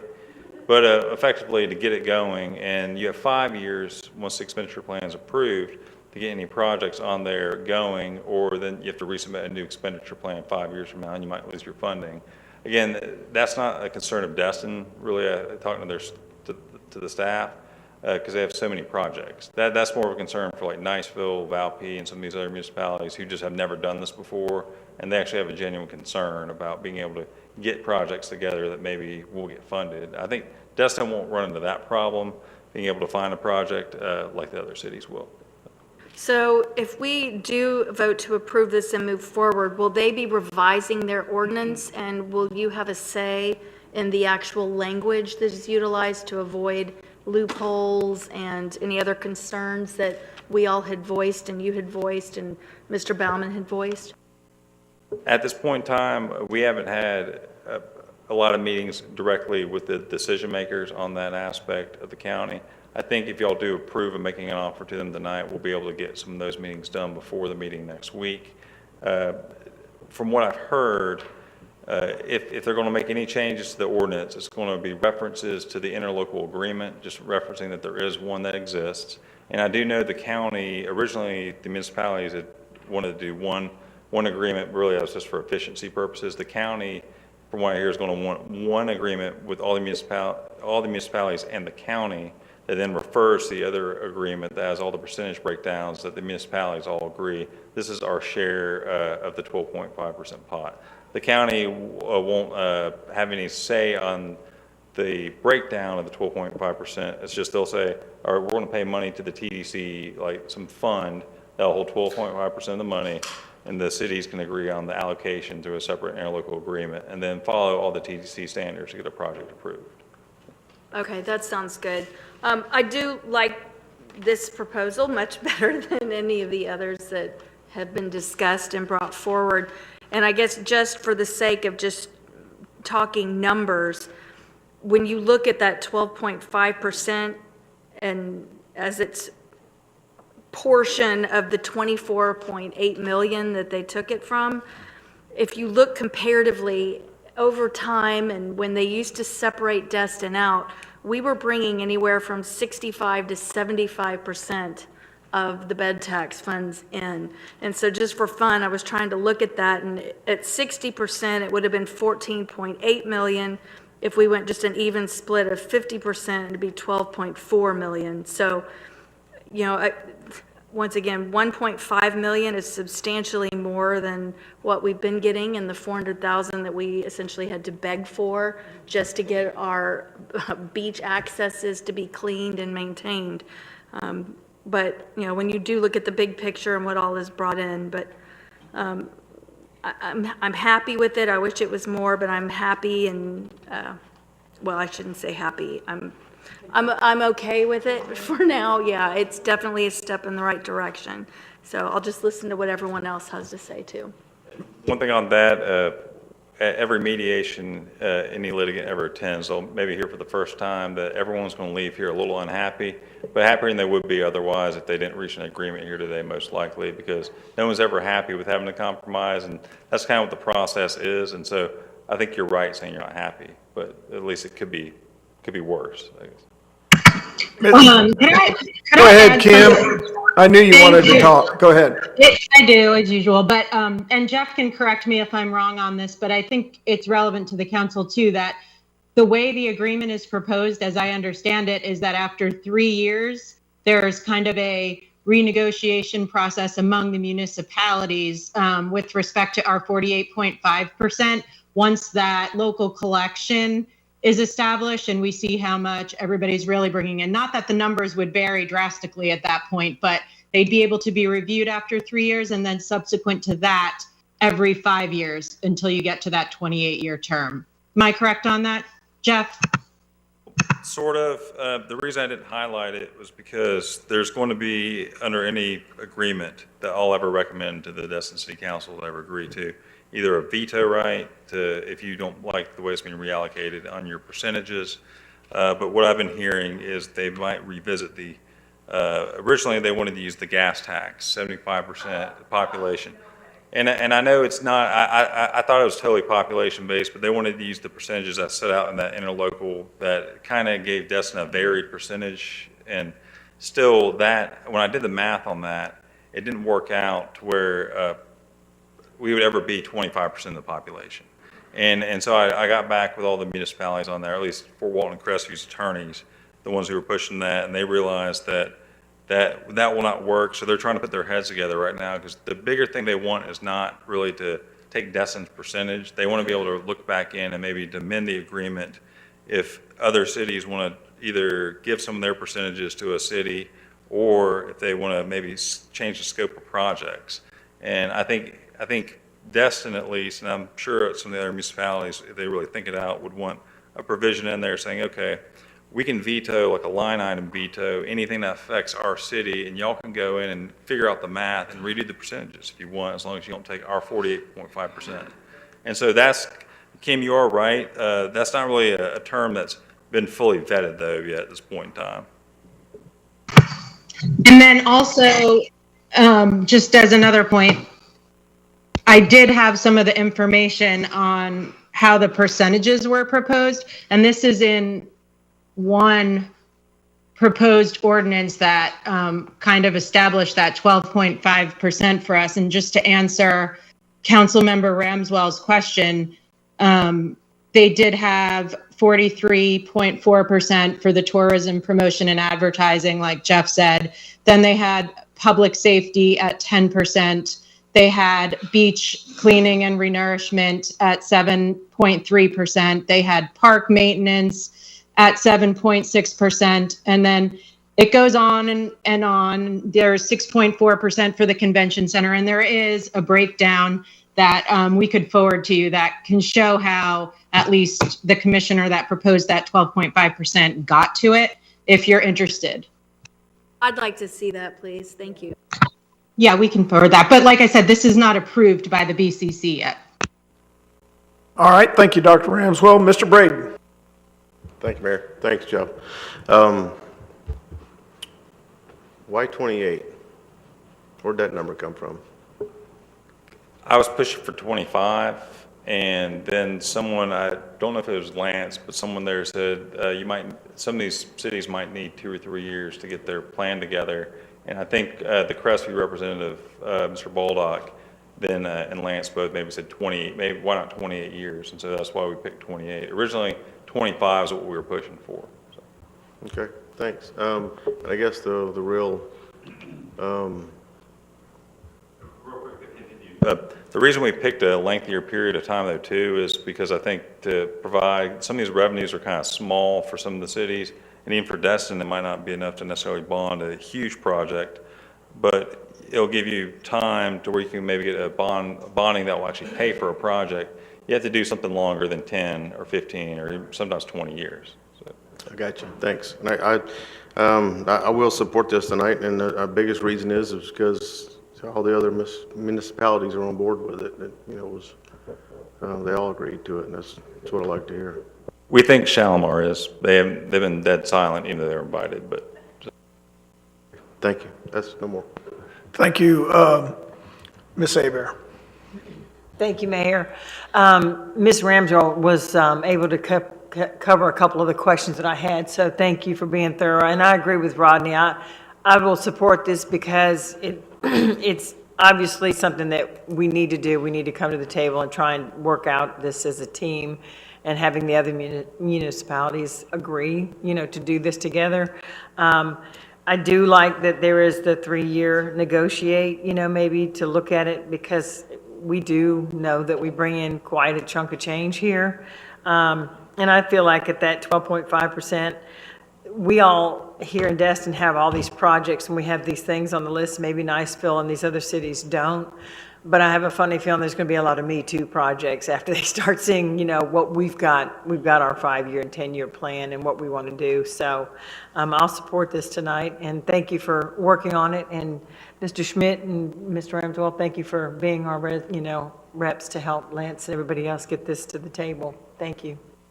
all y'all are going to have to be there next week, though, just so you know. Right, the whole board has to be at the next week's meeting. A quorum, but more than just the two of y'all. Just make we're clear on What that. night is So. that? That's Wednesday morning, actually, at 9. So. Next Wednesday morning? I gotta make sure I got that on my calendar. Yeah, what time next Wednesday? 9 a.m. I think I remember. Or 9:30, is it 9? Conference Center? The conference center, yeah. Conference, convention, it's Okay. Jeff, just to let you 6.7%. know, I teach on campus at FSU on Wednesdays, so I'm not going to be able to be there, but it sounds like you've got a good group. Okay, all right, Mr. Destin. Thank you, Mayor. I'm going to give you a brief report of what transpired at the TDC Advisory Committee, and I'm sure you guys have probably heard, but basically, the county brought back to us to approve their proposed plan to expand, and we tabled it again. And it appears the law says that until the TDC Advisory Committee has taken action on the proposed plan, that it can't go forward. So that put them dead in the water again. However, they were able to decide that we'll meet again this coming Thursday, in which to consider it again. However, it appears unlikely that these changes will be in the document they're going to give us. I hope they are. Otherwise, we are back to where we were on our last meeting. We have nothing to really consider. So that's a big question, whether they're going to be able to integrate these changes. The other question is, in my mind, is without the interlocal agreement being part of the ordinance, and we're in the same position we were before, they can change that ordinance the very next week. That's a key. So that has to somehow be negotiated and put in also. So there's a lot going on, and we're prematurely considering it again at the TDC Advisory Committee, in my opinion, but we'll get to that as it may happen. The other point I would make is, I think I agreed with Mr. Bagby when we questioned the lawfulness of the procedure. When you make a TDC countywide, everybody in the county is supposed to vote on it according to what we think the state law says. We asked for assurances of these very details be put into ballot language of some sort. That didn't happen either. Now, the interlocals is a kind of a good bridge, or at least it's the second best thing we can do besides having something in the ballot language. We're not going to get the county to let it be voted on countywide, because as one of the commissioners told me, we'd only do that if we wanted it to fail, which is a terrible thing to admit, but And they're probably right. So on the negotiations we've done with the other cities in the conflict resolution process, like the majority of you and Mr. Braden, and I'm sure the majority of us think, to go into those negotiations and then take our ball and go home is the wrong thing to do. And so I will support the motion. Not that I'm terribly happy with the way we're going, but we did enter into those negotiations. And if we had no intention of negotiating in good faith, we shouldn't have done that. So we have done that, and we should go forward with that. Mr. Destin, can I ask you a question? Yes. Based on what you're saying, if legality-wise, if we were to have the vote across the entire county and it failed, like if they did that, well, if it did or didn't, I mean, I don't know. But, sure. So, I mean, do you think, though, if it failed and it just stayed as is today, that's better than receiving 48.5% of a 12.5% fund for 28 years? Or, because now we have a guaranteed seat. I know it's an ordinance form, but I'm just trying to understand. That enters into part of the reason I'm supporting this. We're in a position where our projects have to be approved by the TDC advisory and the county commission right now. So we're not putting ourselves in a worse position. We're actually improving our position somewhat. Do I think we will ever come ahead of that 75% contribution we make? No. We'll always be we'll always be the people that are providing the money. And we're still going to have to fight over these projects, because even if we go forward with this, ultimately, the TDC advisory and the county commission is going to have to say, okay. Won't self-collection answer some of those uncertainties, Mr. Destin? They would answer, but I think it's unlikely that we're going to find out we're putting in less than we think we are. No, but as far as the uncertainty aspect of it. It would help. It certainly would. And of course, that's part of the ordinance too. If you read the ordinance, it says they're going to make an attempt to do local collection. That doesn't mean they're going to do local collection. So we're going into this with a lot of reliance on them to do what they say they're going to do. And I certainly hope that's the way they're going into it also. This is a representative elected body, just like this one is, so hopefully they'll do what's best for the county. And we're part of that. Mr. Bagby, you're last here. Well, not last, but. Thank you, Mr. Mayor. I'm kind of like Mr. Destin was on the budget. I haven't made up my mind yet on this. Here's some. First of all, you did a great job. You did a great job, Kevin, Preble. Thank y'all for going there. And I do agree, working with the other cities is the proper way. But I have a lot of concerns. Number one is there may be some misconceptions on how our 12.5% piece can be spent, because it still has to follow the statute. Is that correct? Okay. And so if we want to use it for a project, undergrounding utilities has been mentioned, okay? A couple of things have to happen. Number one, the county has to spend at least 40% on marketing, which you said they're going to do. Number two, we've got to do more than $10 million TDC revenue, which we do. We've got to do a supermajority of the county, and we have to have that independent professional analysis performed at the expense of the TDC. And it has to show the positive impact of the infrastructure project on tourist-related businesses in the county. That's the straight verbiage out of the statute.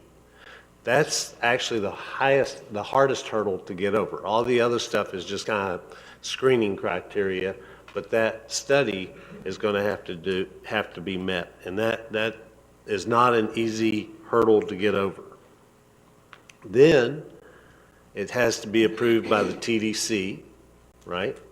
And then it has to be approved by the BCC, any expenditure that we do. So, and you're right, they still have to be approved by those bodies right now. So that's not an additional hurdle, but it's just one more thing that we have to do. One of my concerns, the mayor mentioned, well, we've always had, that's right, we have always had the majority of members on the TDC. What the statute requires is that you have a county commissioner, you have 2 municipal officials, and then you have 6 people who are related to the tourism, who participate in the tourism business. 4 of those, at least 3, no more than 4, are bed tax collectors. So you could have the Holiday Inn or whatever in Crestview, the GM for there's one of your bed tax collectors. And I would imagine that when they reestablish the TDC, it's going to be like that. It's going to be from around the county. There's going to be a bed tax collector from Niceville. There's going to be a bed tax collector from here. There's probably going to be a bed tax collector from Fort Walton Beach. Well, guess what? We've got Crestview. We've got the chair of the BCC. We've got a Crestview bed tax collector, a Niceville bed tax collector. Oh, wait, we're already at 4. So the odds, and I'm not saying that they won't help us. I think they will. I think they'll do what's in the best interest of the county because they'll keep feeding the goose that's laying the golden eggs. I get that. But that's an assumption.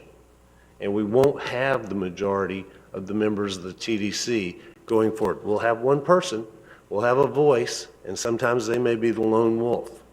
So I would, ask that we look at making sure there's some severability clause that the citizens of Destin could say, because I think they're going to do the right thing. I assume everybody's going to do the right thing, but if they don't do the right thing, there's got to be a way for us to say, and I don't want to say take the football and go home, but say, hey, this isn't working for us. Let's ask our citizens if they still want to be part of the county TDC. And that would be a stick, because if we're really getting the short end of the stick, so to speak, the citizens could have their say, and the TDC, I'm sure, would say, oh no, well, next year we're going to give you $10 million to buy more Gulfront beach access or whatever. But I would like to see a severability clause in the agreement. I'd also like to, every 24 months, the tourism plan gets updated. I'm still think what they're doing is against the law. I'll be quite honest with you. There's nothing, they can establish a district in the remainder of the county, start at 2 pennies. In a year or 2, they can go to their 3rd penny. I think that's what the law says. I think the presentation you made 2 months ago or whatever was spot on. And I just think they're appeasing us or patting us on the head and saying, look, we're going to give you $1.5 million. We're going to give you this shiny little object. Well, you're going to do that anyway. You're going to have to spend it in the district that it's raised. So I would ask we have some review in the interlocal agreement of the tourism plan that the county produces every 24 months, because that's where they lay out for the next 24 months, here's how we're going to spend our revenues. We're going to spend 40% on marketing. We're going to spend 12.5% on this. We're going to spend 7% on that, parks, beach cleanup, whatever. One of the things on the beach activities, does anybody know what the census brought back for Okaloosa County? As far as the activity? No, for the number of people, population. 14? I saw projected numbers around 14. It Yeah. didn't go up that much. Our percentage actually went down in relation to the other cities. No, but the Gas total tax. population of the county.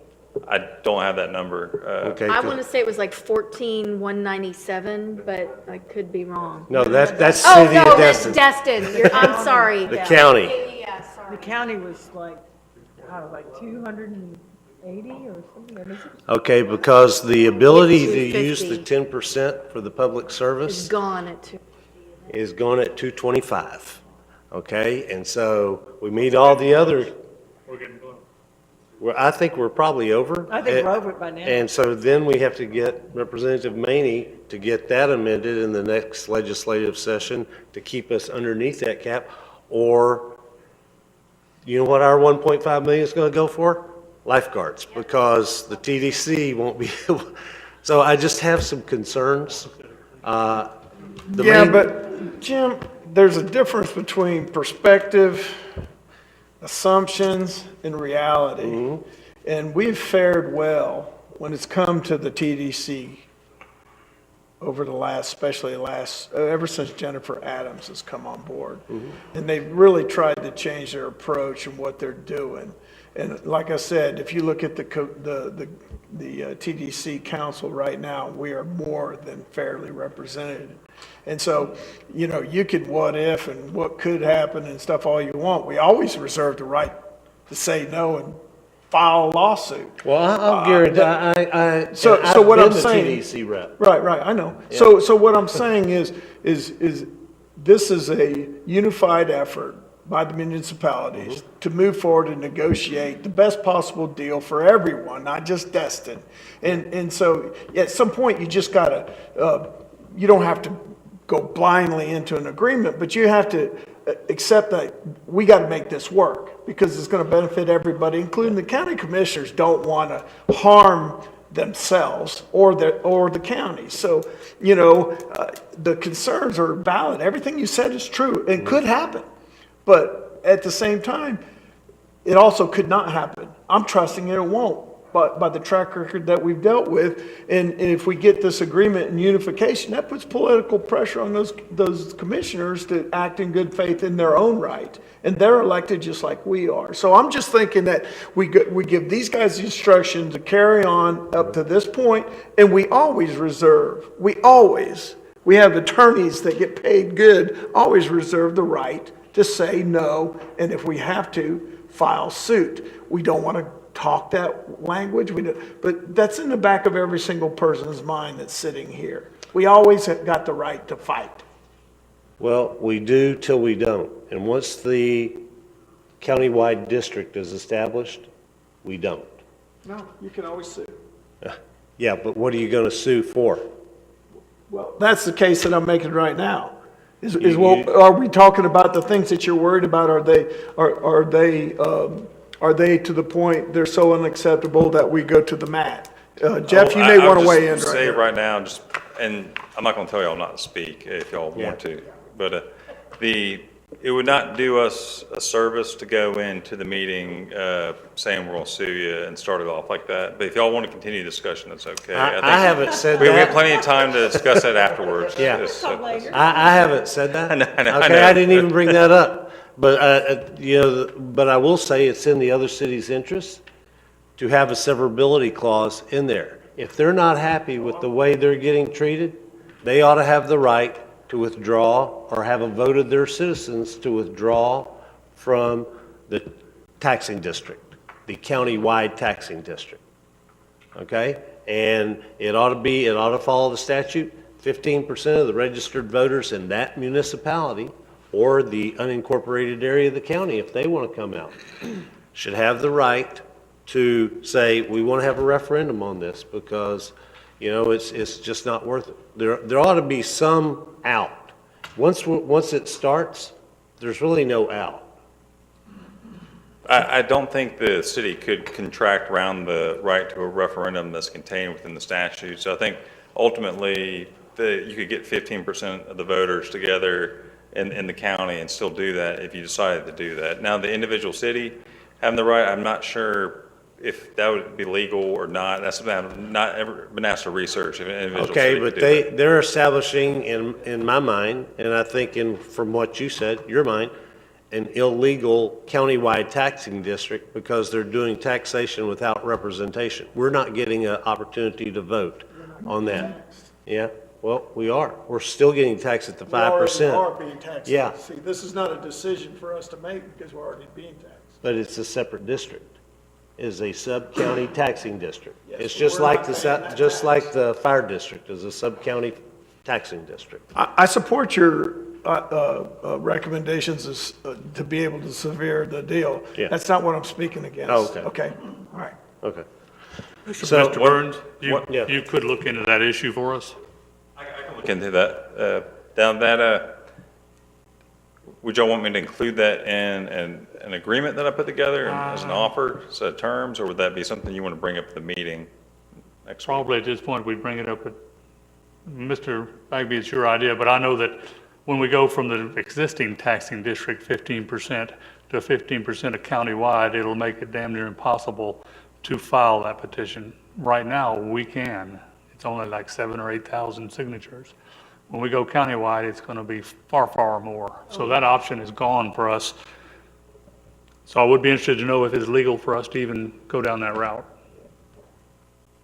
I'll research it, obviously, if you Okay, want me to do yep. so. Severability, and then the only other thing is I would like the, written in the agreement, the interlocal agreement, the municipalities, en banc, en masse, whatever you want to call it, to review the tourism plan that is, and approve the tourism plan that is produced every 2 years. They can approve it before the TDC approves it, or after the TDC, before the BCC, because the BCC is the one that actually ultimately approves it, and I understand that, and I'm not trying to take anything away from them, but that's where those percentages are set, and any changes in that, the cities ought to say, yes, we're on board. I can include a provision if y'all want me to on that too, and I'll even use the term en banc if you want me to. Jeff, Mr. Burns, under the motion on the floor, I think it's just simply for you to present that offer that the cities agreed to the county, correct? Is that how you understand? Correct, and I'll copy the cities on that too, so they know, at least coming from Destin's perspective, because you can get 9 lawyers in the room and you're going to get 9 different interpretations of how the meeting went. And you would agree that it would also, though, require a lot of additional negotiation between all the parties to come up with the granular facts that would be contained in that agreement, such as the council is asking me about. Is that correct? It's correct. It's highly unlikely they're going to say we accept. We accept, right? But there's just a bunch of more facts and information and terms and clauses and all kind of lawyer speak that you and I can talk that will have to be included, that the council will have to ultimately agree to when it's brought to council, correct? Correct. And what'll happen, they're not just going to say we accept the entire, what we propose to them. And under basic contract law, if they reject any one term, the whole agreement's still negotiable. But I think we can probably see what their response will do will be a signal to kind of focus the meeting next week, what's off the table and what's on the table. And so I think by approving of providing them with an agreement tonight, we're getting the process started ahead of time to kind of hopefully focus the meeting a little bit more next week. Okay, if it pleases the council, we have a motion and a second. We can go ahead and take this to a vote so our attorneys and our city manager and deputy city manager can get to work and get prepared for this meeting next week. And I guess, Dr. Ramsdell, you'll be the only one that will not be able to come to that meeting on Wednesday morning, correct? I don't know what everyone else's plans are. I only know mine, but I can't be there Is Wednesday. everybody else going? Okay, all right, so we should have quorum. All right, so no further discussion. Let's go ahead and take that to a vote.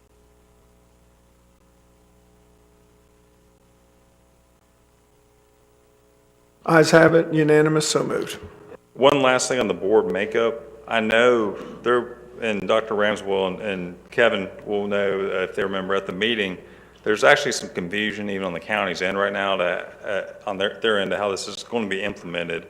And I think they are thinking about either January or February will actually be the effective date of the ordinance and when everything is implemented. So the existing sub-district will probably last the rest of the year, most likely. And I've heard some discussions, they might just try to reappoint the entire existing board, as long as they can kind of fall in the parameters. They might have to remove 1 or 2 people to make it work under the statute. But I think the initial board is going to be almost the same board we have today. They want to kind of have some cohesion, but obviously they have full discretion to go the opposite direction. But I think that's kind of what they've been hinting at. So. If I might just make one comment. At the moment, as a member of the TDC Advisory Board, I can't talk to our representative, Mr. Ponder, but Mr. Ponder has been trying mightily to put this stuff together. And I might add, probably over the wishes of the majority of his board. So if any of the rest of you can give him the thumbs up, that would probably be good, because he's bucking the majority now, and he's giving it a try.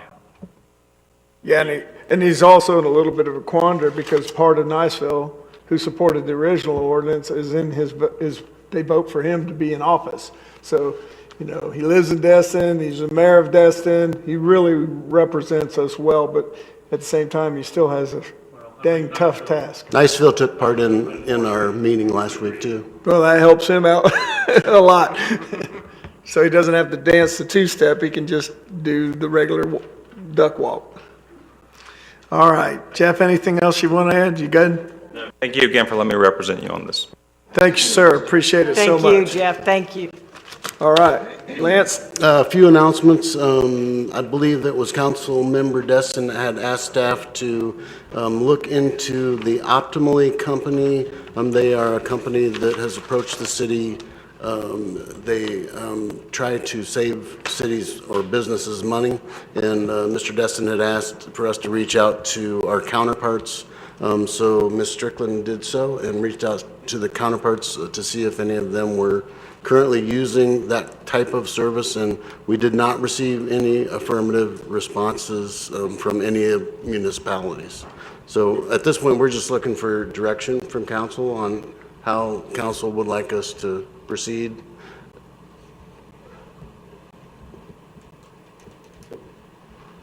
I'd make a motion to engage with this company to help save the city of Destin money.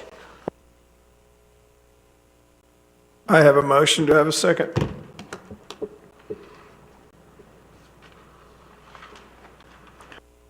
Motion dies for lack of a second.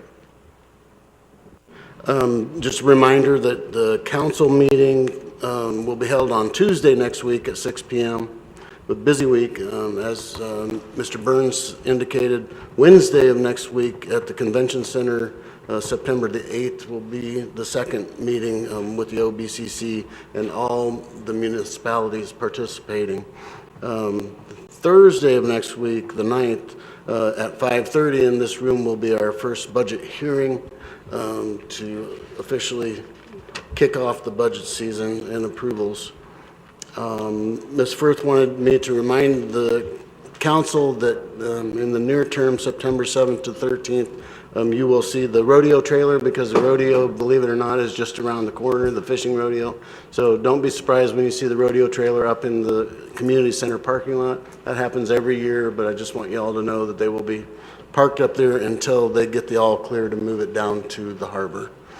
And a couple of thank yous go out to our Public Works, Parks and Rec, and our code enforcement. The last 2 weekends we've encountered storms, and I appreciate those guys working to protect us, and they were out there all weekend, both weekends, and on the Monday of last week, they were all out there working to keep the drains clear and everything else, and same with today. So thank you to all of them and the entire staff for their roles that they play in protecting the community. Finally, I just want to say our thoughts and prayers are with our neighbors to the west. If there's anything that this council would like me to do, please let me know. I feel we dodged another bullet, but somebody paid the price for this, so I'd be happy to move anything forward if you want to offer some suggestions to me through email or phone calls. I think we had a lot of visitors here from Louisiana. I was at Winn-Dixie yesterday about 5 o'clock, and 19 of the 25 cars had Louisiana tags on them, so I'm glad we had the place for them to come and stay during that time, so. Thank you, sir. I will entertain a motion for the consent agenda. I'll make that motion. Can I have a second? Any further discussion? Seeing none?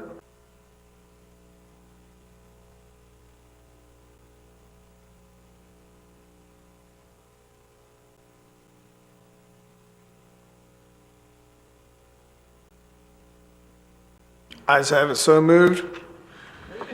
First up, Mr. Braden. Keep moving. Second up, Dr. Ramswell. I can delay this to the next one, but for council's insight, this was a citizen that contacted me who lives in Kelly. but he owns jointly other properties throughout the city, so he pays taxes, just not on his personal house. And yet, when he goes to Joe's Bio or anywhere else, he's having to pay these fees. So I just wanted us to take a look into that. Thank you, ma'am. Mr. Destin? Thank you, Mayor. I see we have our speed limit issue. My intention really was to just lower it to 30 on Airport, because we've not really looked at all the other streets to see if there are any that is appropriate for. But once again, I would recommend that. They are doing the same speed on Airport that they are on Highway 98. They're passing me and I'm doing 45. And that's dangerous. And so we need to move forward with that. I would direct staff, or move direct staff to bring back a whatever document we need to change that speed limit from 35 to 30 on Airport Road. Second. I got a second. And any discussion on that? The only thing, I drove around, and Michael, you can back me up. There's only one other road that has a 35 mile, or 3 roads? Which roads are those that have 35 outside of Airport? Yeah, it's Airport Road, Azalea, and that little short section of 98 Palms. Okay, so, and I know you're a strong proponent of the multimodal deal, and this was to address that. So I would highly recommend that we just make it 30 everywhere unless posted slower in those areas to make it unified. If the mayor, if he a second. Okay, we have a change, the second approval. And so the motion is to make all city Destin roads 30 mile an hour speed limits unless otherwise posted slower. And then just for advice, I guess, from, I don't know if Kim's still with us, or maybe you would know, Lance, or I'm here. should we do we need to do that with an ordinance? Because where are we? Because we were using the slow speed vehicle ordinance and we kind of tabled it. Should we revitalize that and put it in there and then bring it back? My motion is to do it by separate order. Just by separate? Okay, that answered my question. So, any other questions or comments? Seeing none, let's go ahead and vote.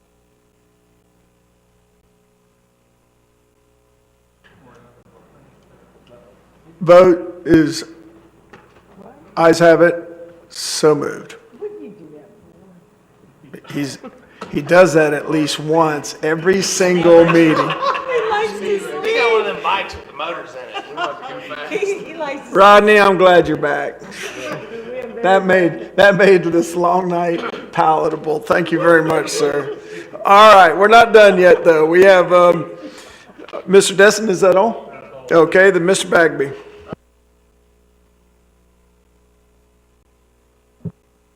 As quickly as possible. First of all, I want to congratulate Dr. Ramswell and the staff at Destin High. I think Kevin, the mayor, and I were there for their opening night or ribbon cutting, and it was an awesome thing, and I've never seen so many happy people. So congratulations, you and your team did well. Speaking of teams, one of the things when I was a candidate, and I would always sit out there, and I would always see about 25 staff members sitting over there, and I always wondered, why the heck is half the staff, not half, but a large number of the staff here? So I thought, well, maybe the council did that, so we need to undo it.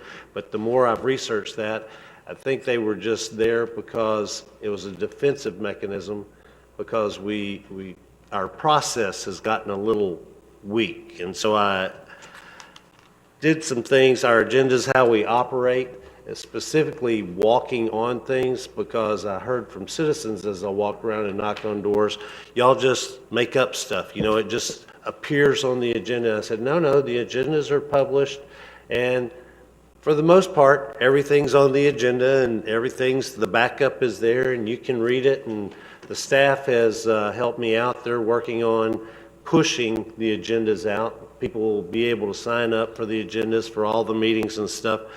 But we have to do our part. We have to do our part from a transparency for the citizens and for staff and council preparation. If we're going to bring something and put it on the agenda, we should have the backup there so I can read, or all of you can read, and we can see what we're going to talk about. And then we can go down and do our research. If it's something down on the harbor, or if it's whatever it is, we should do the same diligence that the staff tries to do on the agenda items. And so that's the part that I highlighted on the first attachment on page 4 and 5 of 7 is what the process is for getting something on the agenda and the backup. It doesn't mean we can't walk something on, but it takes a supermajority, okay, to approve that, to add it. And then if there's just a title, that, you know, it's kind of like, what does that mean? What are we talking about? Okay, we're talking about Joe's Bayou and we're talking about okay, just a little blurb in there. You know, the staff could probably type it up. But I would just ask that we get back to our basics of making sure all the council is prepared, and the way we do that is when we build the agenda, we have the information there that all of us will need to at least start our research on, because some of the citizens were right. I did notice sometimes things get walked on and you don't really know what the heck. And it's like, well, I would have been there, because it's kind of like the example I give is our last meeting, somebody wanted to, I think, bring up the Royal Melvin Park. And I was like, well, what's the issue? Have we talked to the contractor? What's their side? Because I watched the house at 355, and it's like every meeting for 4 meetings. One side would come and they'd give their side, and then the next meeting the other side would come. Let's get everybody in the same room, let's figure it out, and then let's move on. So I just, there's no motion here other than let's follow our process. That's all I have, Mr. Mayor. Thank you. Thank you, Mr. Bagby. Ms. Abear. Thank you, Mayor.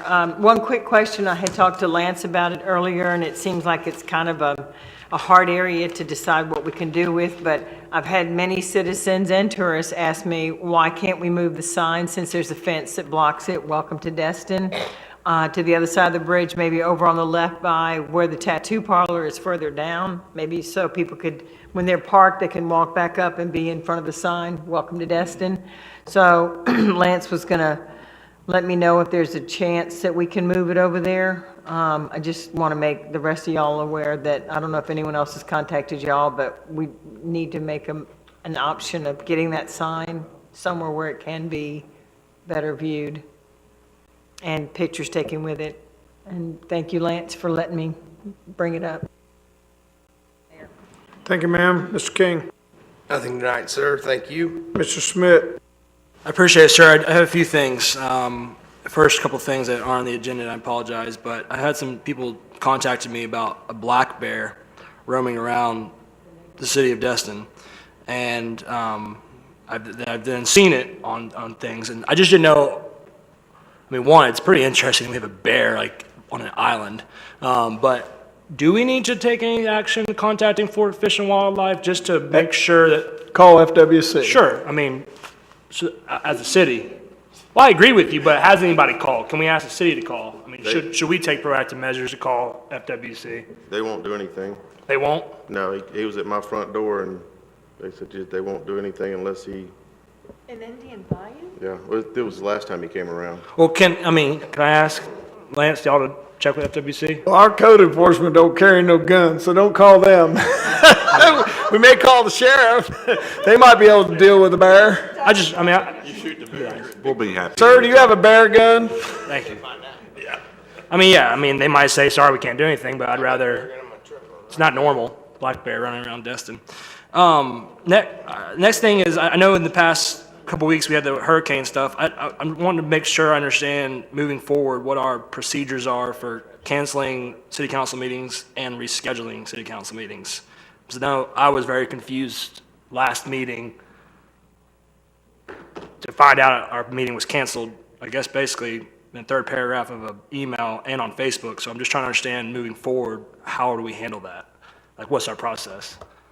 So the process is that staff, myself, the designated emergency manager, who in this case is Michael Burgess, and deputy city manager, we're constantly watching the weather as it's given to us from both the state and the county level. We're receiving updates that are not generally available to the public, and we have a process in place that tells us when we need to implement certain types of actions, and when it becomes a potential danger to the public is basically when we start implementing those actions. If the governor declares a state of emergency, most likely we will follow suit, not always, but most likely. If the county declares a state of emergency, then we will most likely follow suit. That is how the emergency management process works. We defer to the next level of government up, and we really don't have a choice in that. I mean, that is, in order to maintain order, that's how the system is set up. Michael, you want to expand on any of the protocols when we're... No, that's fine, but what about rescheduling meetings? Should we expect phone calls next time to reschedule a meeting? Absolutely, you should expect phone calls, and thank you for bringing that up. I'll just say you should expect phone calls from this point forward, so you all have a phone call, not just a text or email, so. Appreciate it, thank you. Tomorrow is supposed to be, or it is, the magistrate hearing, the monthly magistrate hearing. We only have one a month currently. That's our process. There was a particular item that was supposed to be on the agenda for this meeting, but after checking in on it, I'm hearing that due to staff issues, this particular item is no longer going to be heard tomorrow.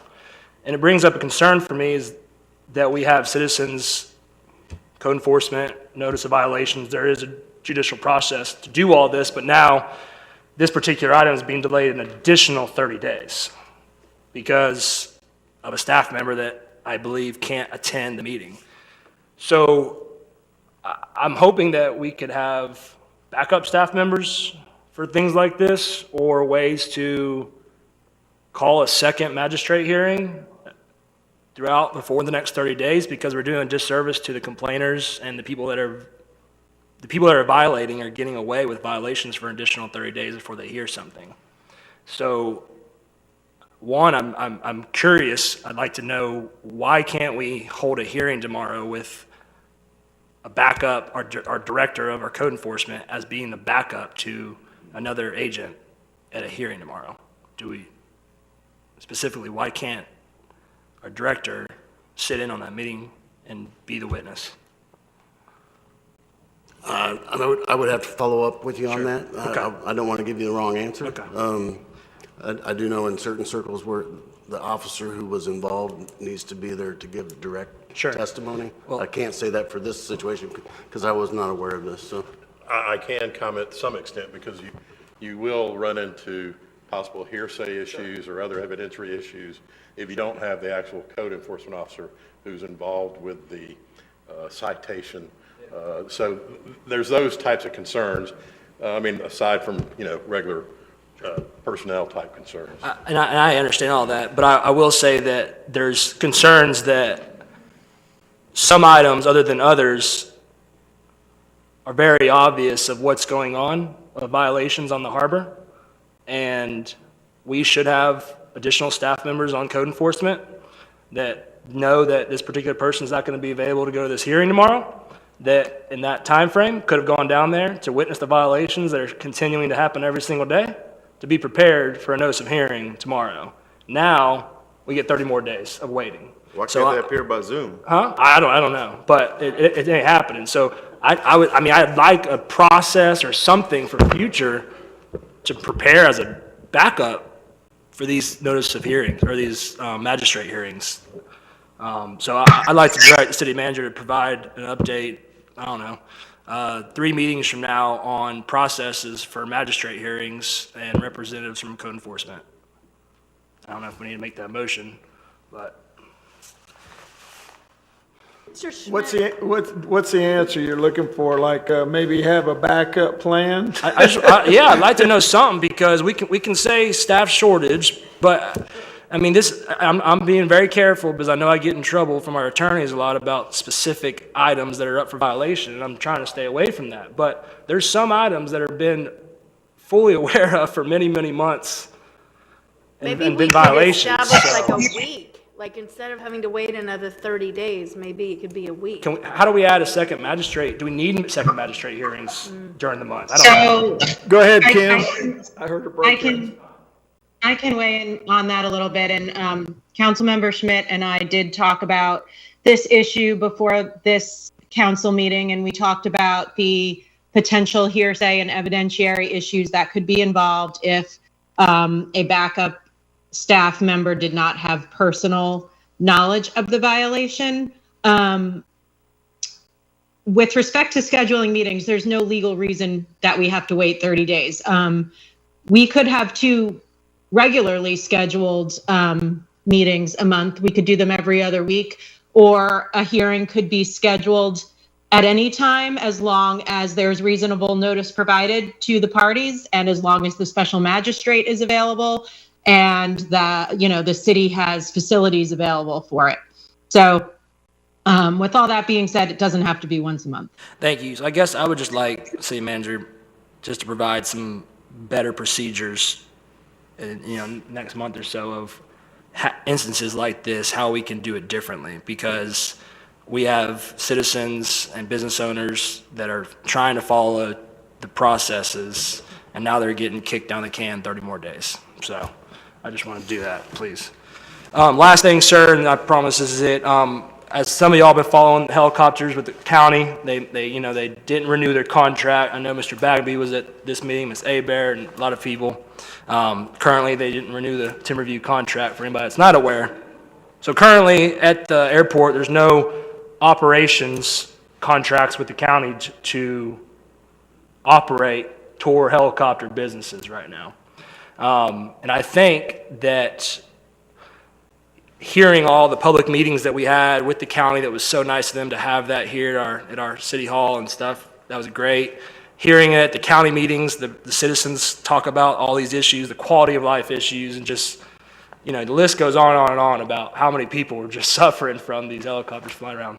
But currently, we have the city of Destin, the airport's in our property. It's in the city of Destin, that airport is. And it's currently zoned in an airport zone A. That's what it's called. And on that zoning, there is a table of many uses that can be done in that zone.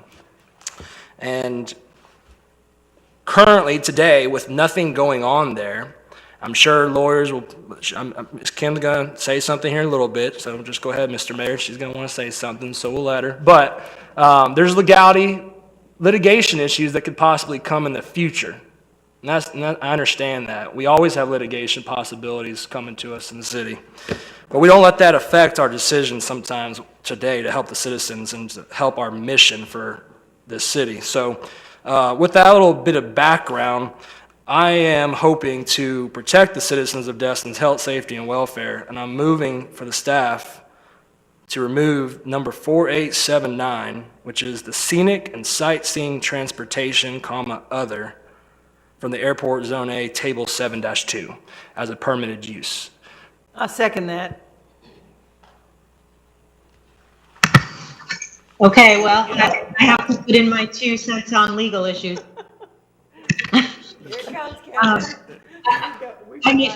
I don't think I'd be doing my job if I didn't give the warning on this issue, which I did talk to Councilmember Schmidt about, so he already knows what I'm going to say. And that is, the city has the right to protect the public safety and welfare by zoning regulations, including regulating locations of airports and so on. But once you have an airport there, you might need to be concerned about discriminating on one particular type of aviation use. And so we were warned about that a bit. If any of you were at the helicopter meeting that we held at the city, even though it was the county holding the meeting, it was at our facilities. And the aviation specialist attorney did warn us about that type of discrimination potentially being an issue. However, with all of that being said, The city of Destin has police powers, has powers to regulate zoning, and there is some legal risk associated with this, but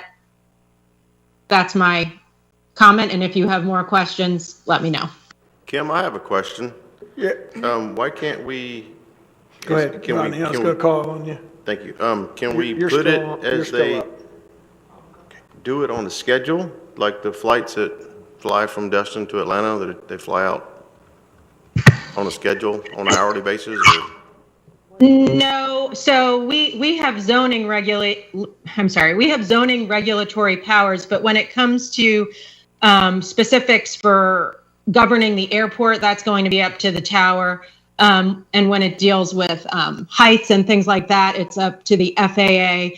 And there's various governmental entities with various roles when it comes to aviation. But for local government, for us, our regulation would be limited to zoning power. Okay, thank you. Sure. Mr. Bagby.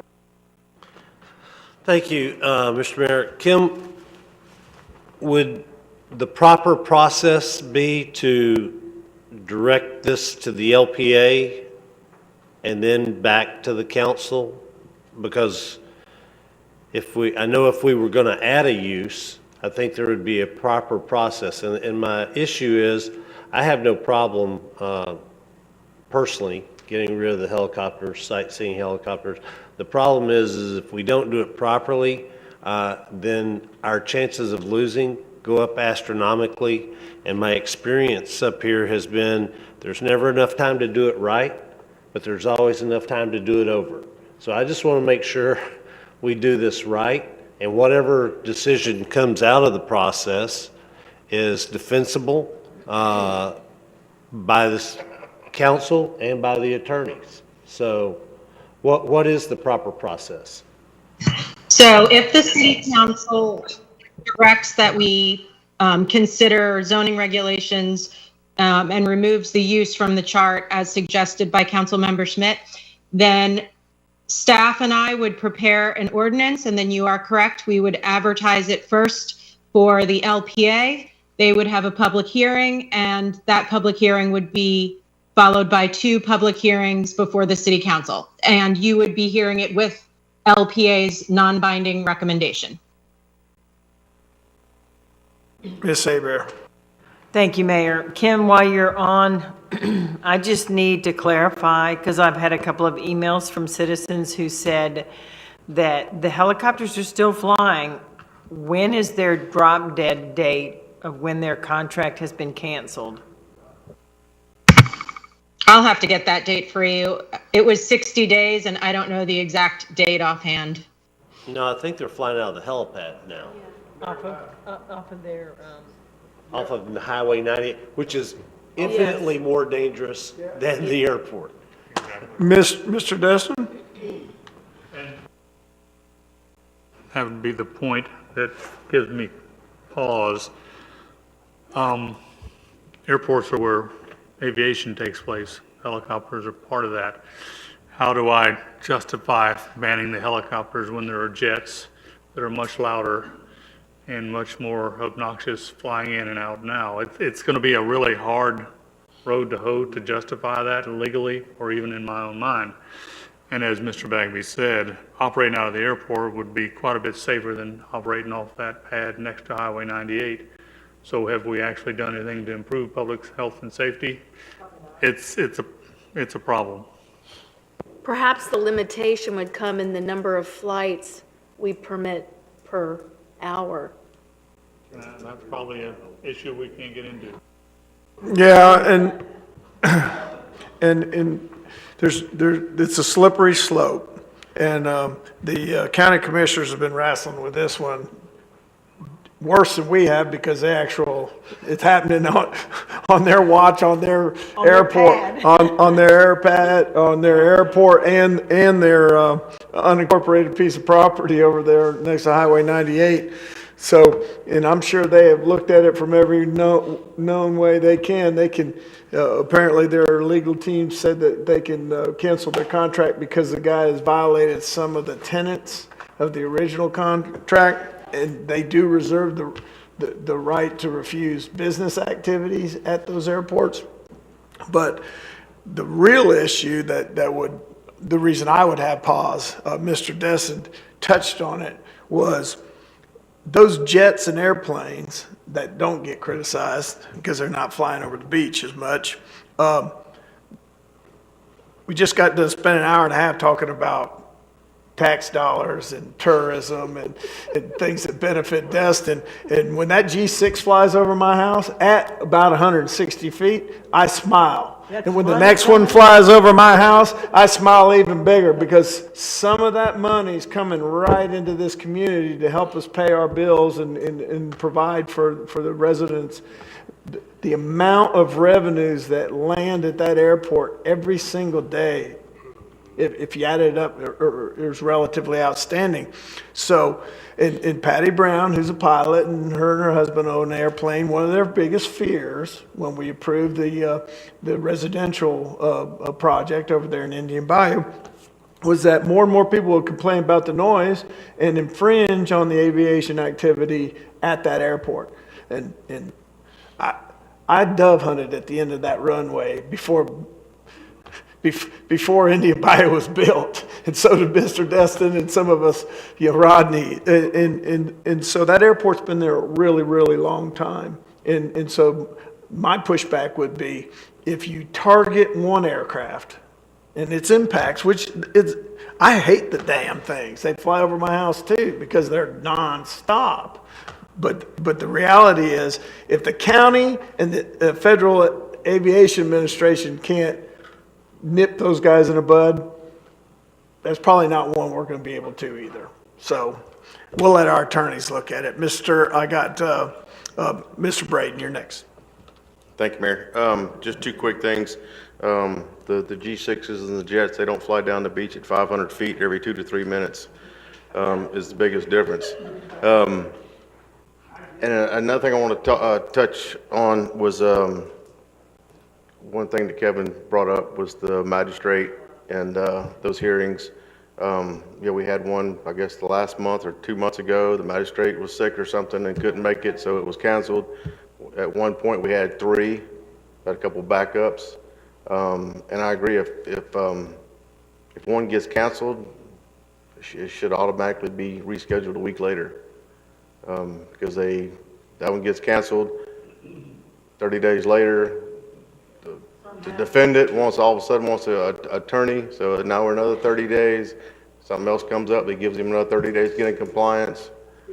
Yeah, it's, so I agree. I think we need to come up with something that if it's canceled for any reason, that, it's rescheduled for the next week. Go ahead, Mr. Mayor. Sure, I'll just, if my turn to close it off or whatever, but just in response to a couple of comments, one, this isn't not going to allow a helicopter to take off at the airport. It's the sightseeing type of helicopter. So even this company themselves operating out of the helipad, they could still be over at that airport and take off every day. It's just the permitted use. Legality-wise, you say that the county isn't stopping these companies. Well, they just did one. They didn't renew their contract. So that was their way of stopping it. If we put this forward, if everybody, enough people vote for it, sure, it might not stop the next person to come. But then again, it could stop some guy from California who's doing his own research into zoning usages in the city of Destin. He pulls up the map and he sees that sightseeing tours aren't permitted use at our airport. He might not have the attorney to say, we could fight that. That person might not come here to put another helicopter company in. If it stops that guy, that was a win for us. We don't know. But 2 years from now, if so-and-so company wants to come fight the county first, fight us, then we could decide then. And I think it's just a step in the right direction for our citizens, and hopefully it's just changing one little item on the table. It won't put a lot of work on the staff, and I apologize if it does, but I think it's a step in the right direction, in my opinion, to just show effort to the citizens that although it might not be the ultimate decision factor, it's just a helping point to do something that we could possibly do to show that we're going to try our best to stop these type of companies from operating there. So that's all I got. Thank you, sir. Do you want to make a motion, take a vote? I made a motion. And I seconded it. All right, let's take a vote.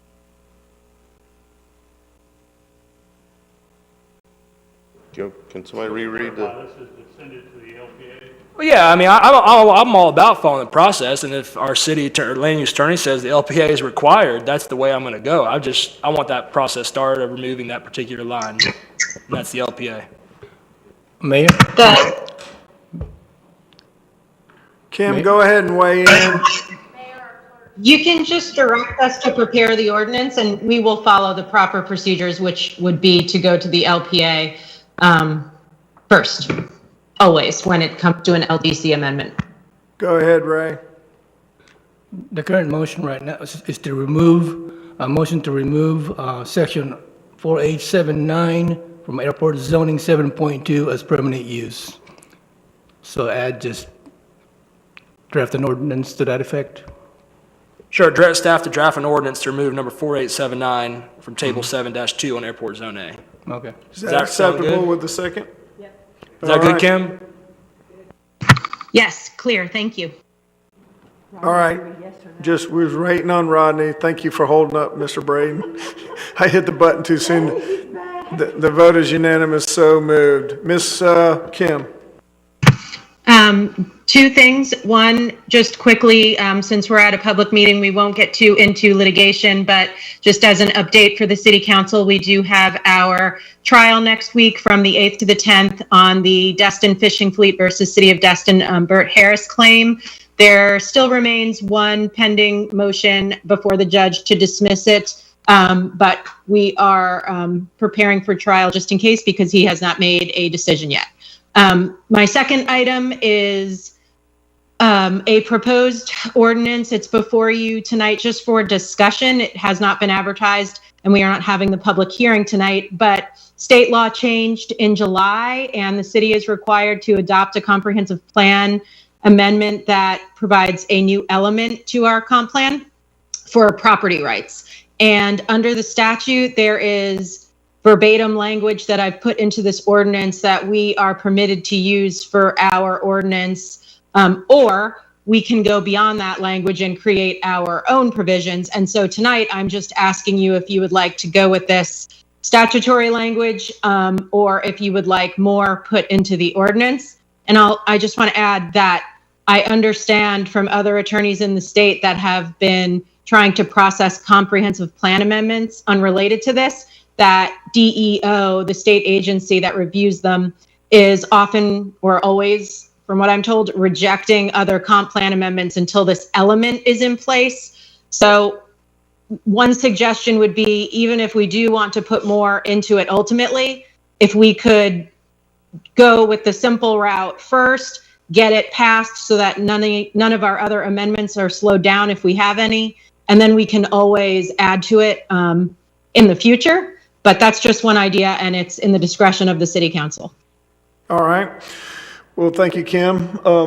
Any discussion on this, or just go ahead and instruct her and the staff to go forward? Yeah, I'll move to the direct city land use attorney to proceed with the current proposed ordinance, advertise the ordinance for consideration by the LPA. Second. Okay, got a motion second, Mr. Bagby? Yes, Mr. Mayor, on item number 3 of the draft policy XX, I would ask that we add subject to state law and local ordinances. And the reason I do that, number 3, the right of the property owner to privacy and to exclude others from the property to protect the owner's possession and property. The specific nature of our community being a beachfront community, what I don't want to see is people building fences to exclude. So the state law and the state and the local ordinances allow people to traverse the beach area, even though it may be private property. And I would like, and that's the same caveat that's added in number 2 or exists already in number 2. So I would just ask that you amend the motion to add subject to state law and local ordinances in XX.3. Kim, would you like to weigh in on that before we get a confirmation from the motion maker? I'm happy to add the portion about state law. in my opinion, state law would apply whether or not it was in the comprehensive plan. But to Councilmember Bagby's point, maybe it's clearer for the public if they see it. So, I mean, it would be possibly helpful to put that in. With respect to the portion on ordinances, the way state law works is that the comprehensive plan is the guiding document of the city. So to the extent an ordinance was inconsistent, the comp plan would prevail. But I understand his intent, and I will think about that language and come back with something that meets that intent. Okay, Mr. Smith, then are you willing to amend that's your fine. motion? Okay, I'll add that. so he's amended his motion. How about my second? Got it. You got it. Okay, is there any further discussion on this item? Seeing none?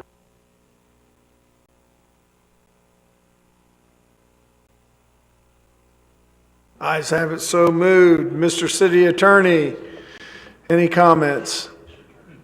Oh, I got another hour worth of comments. You better not. You'll never be welcome back. No comments. This is the very last Kyle portion. might thank me. The very last portion of our meeting is public comment on any of the actions done today or just anything that a person wants to talk about. And we only have one person here. Sir, do you have any comments? He has none. This meeting is adjourned.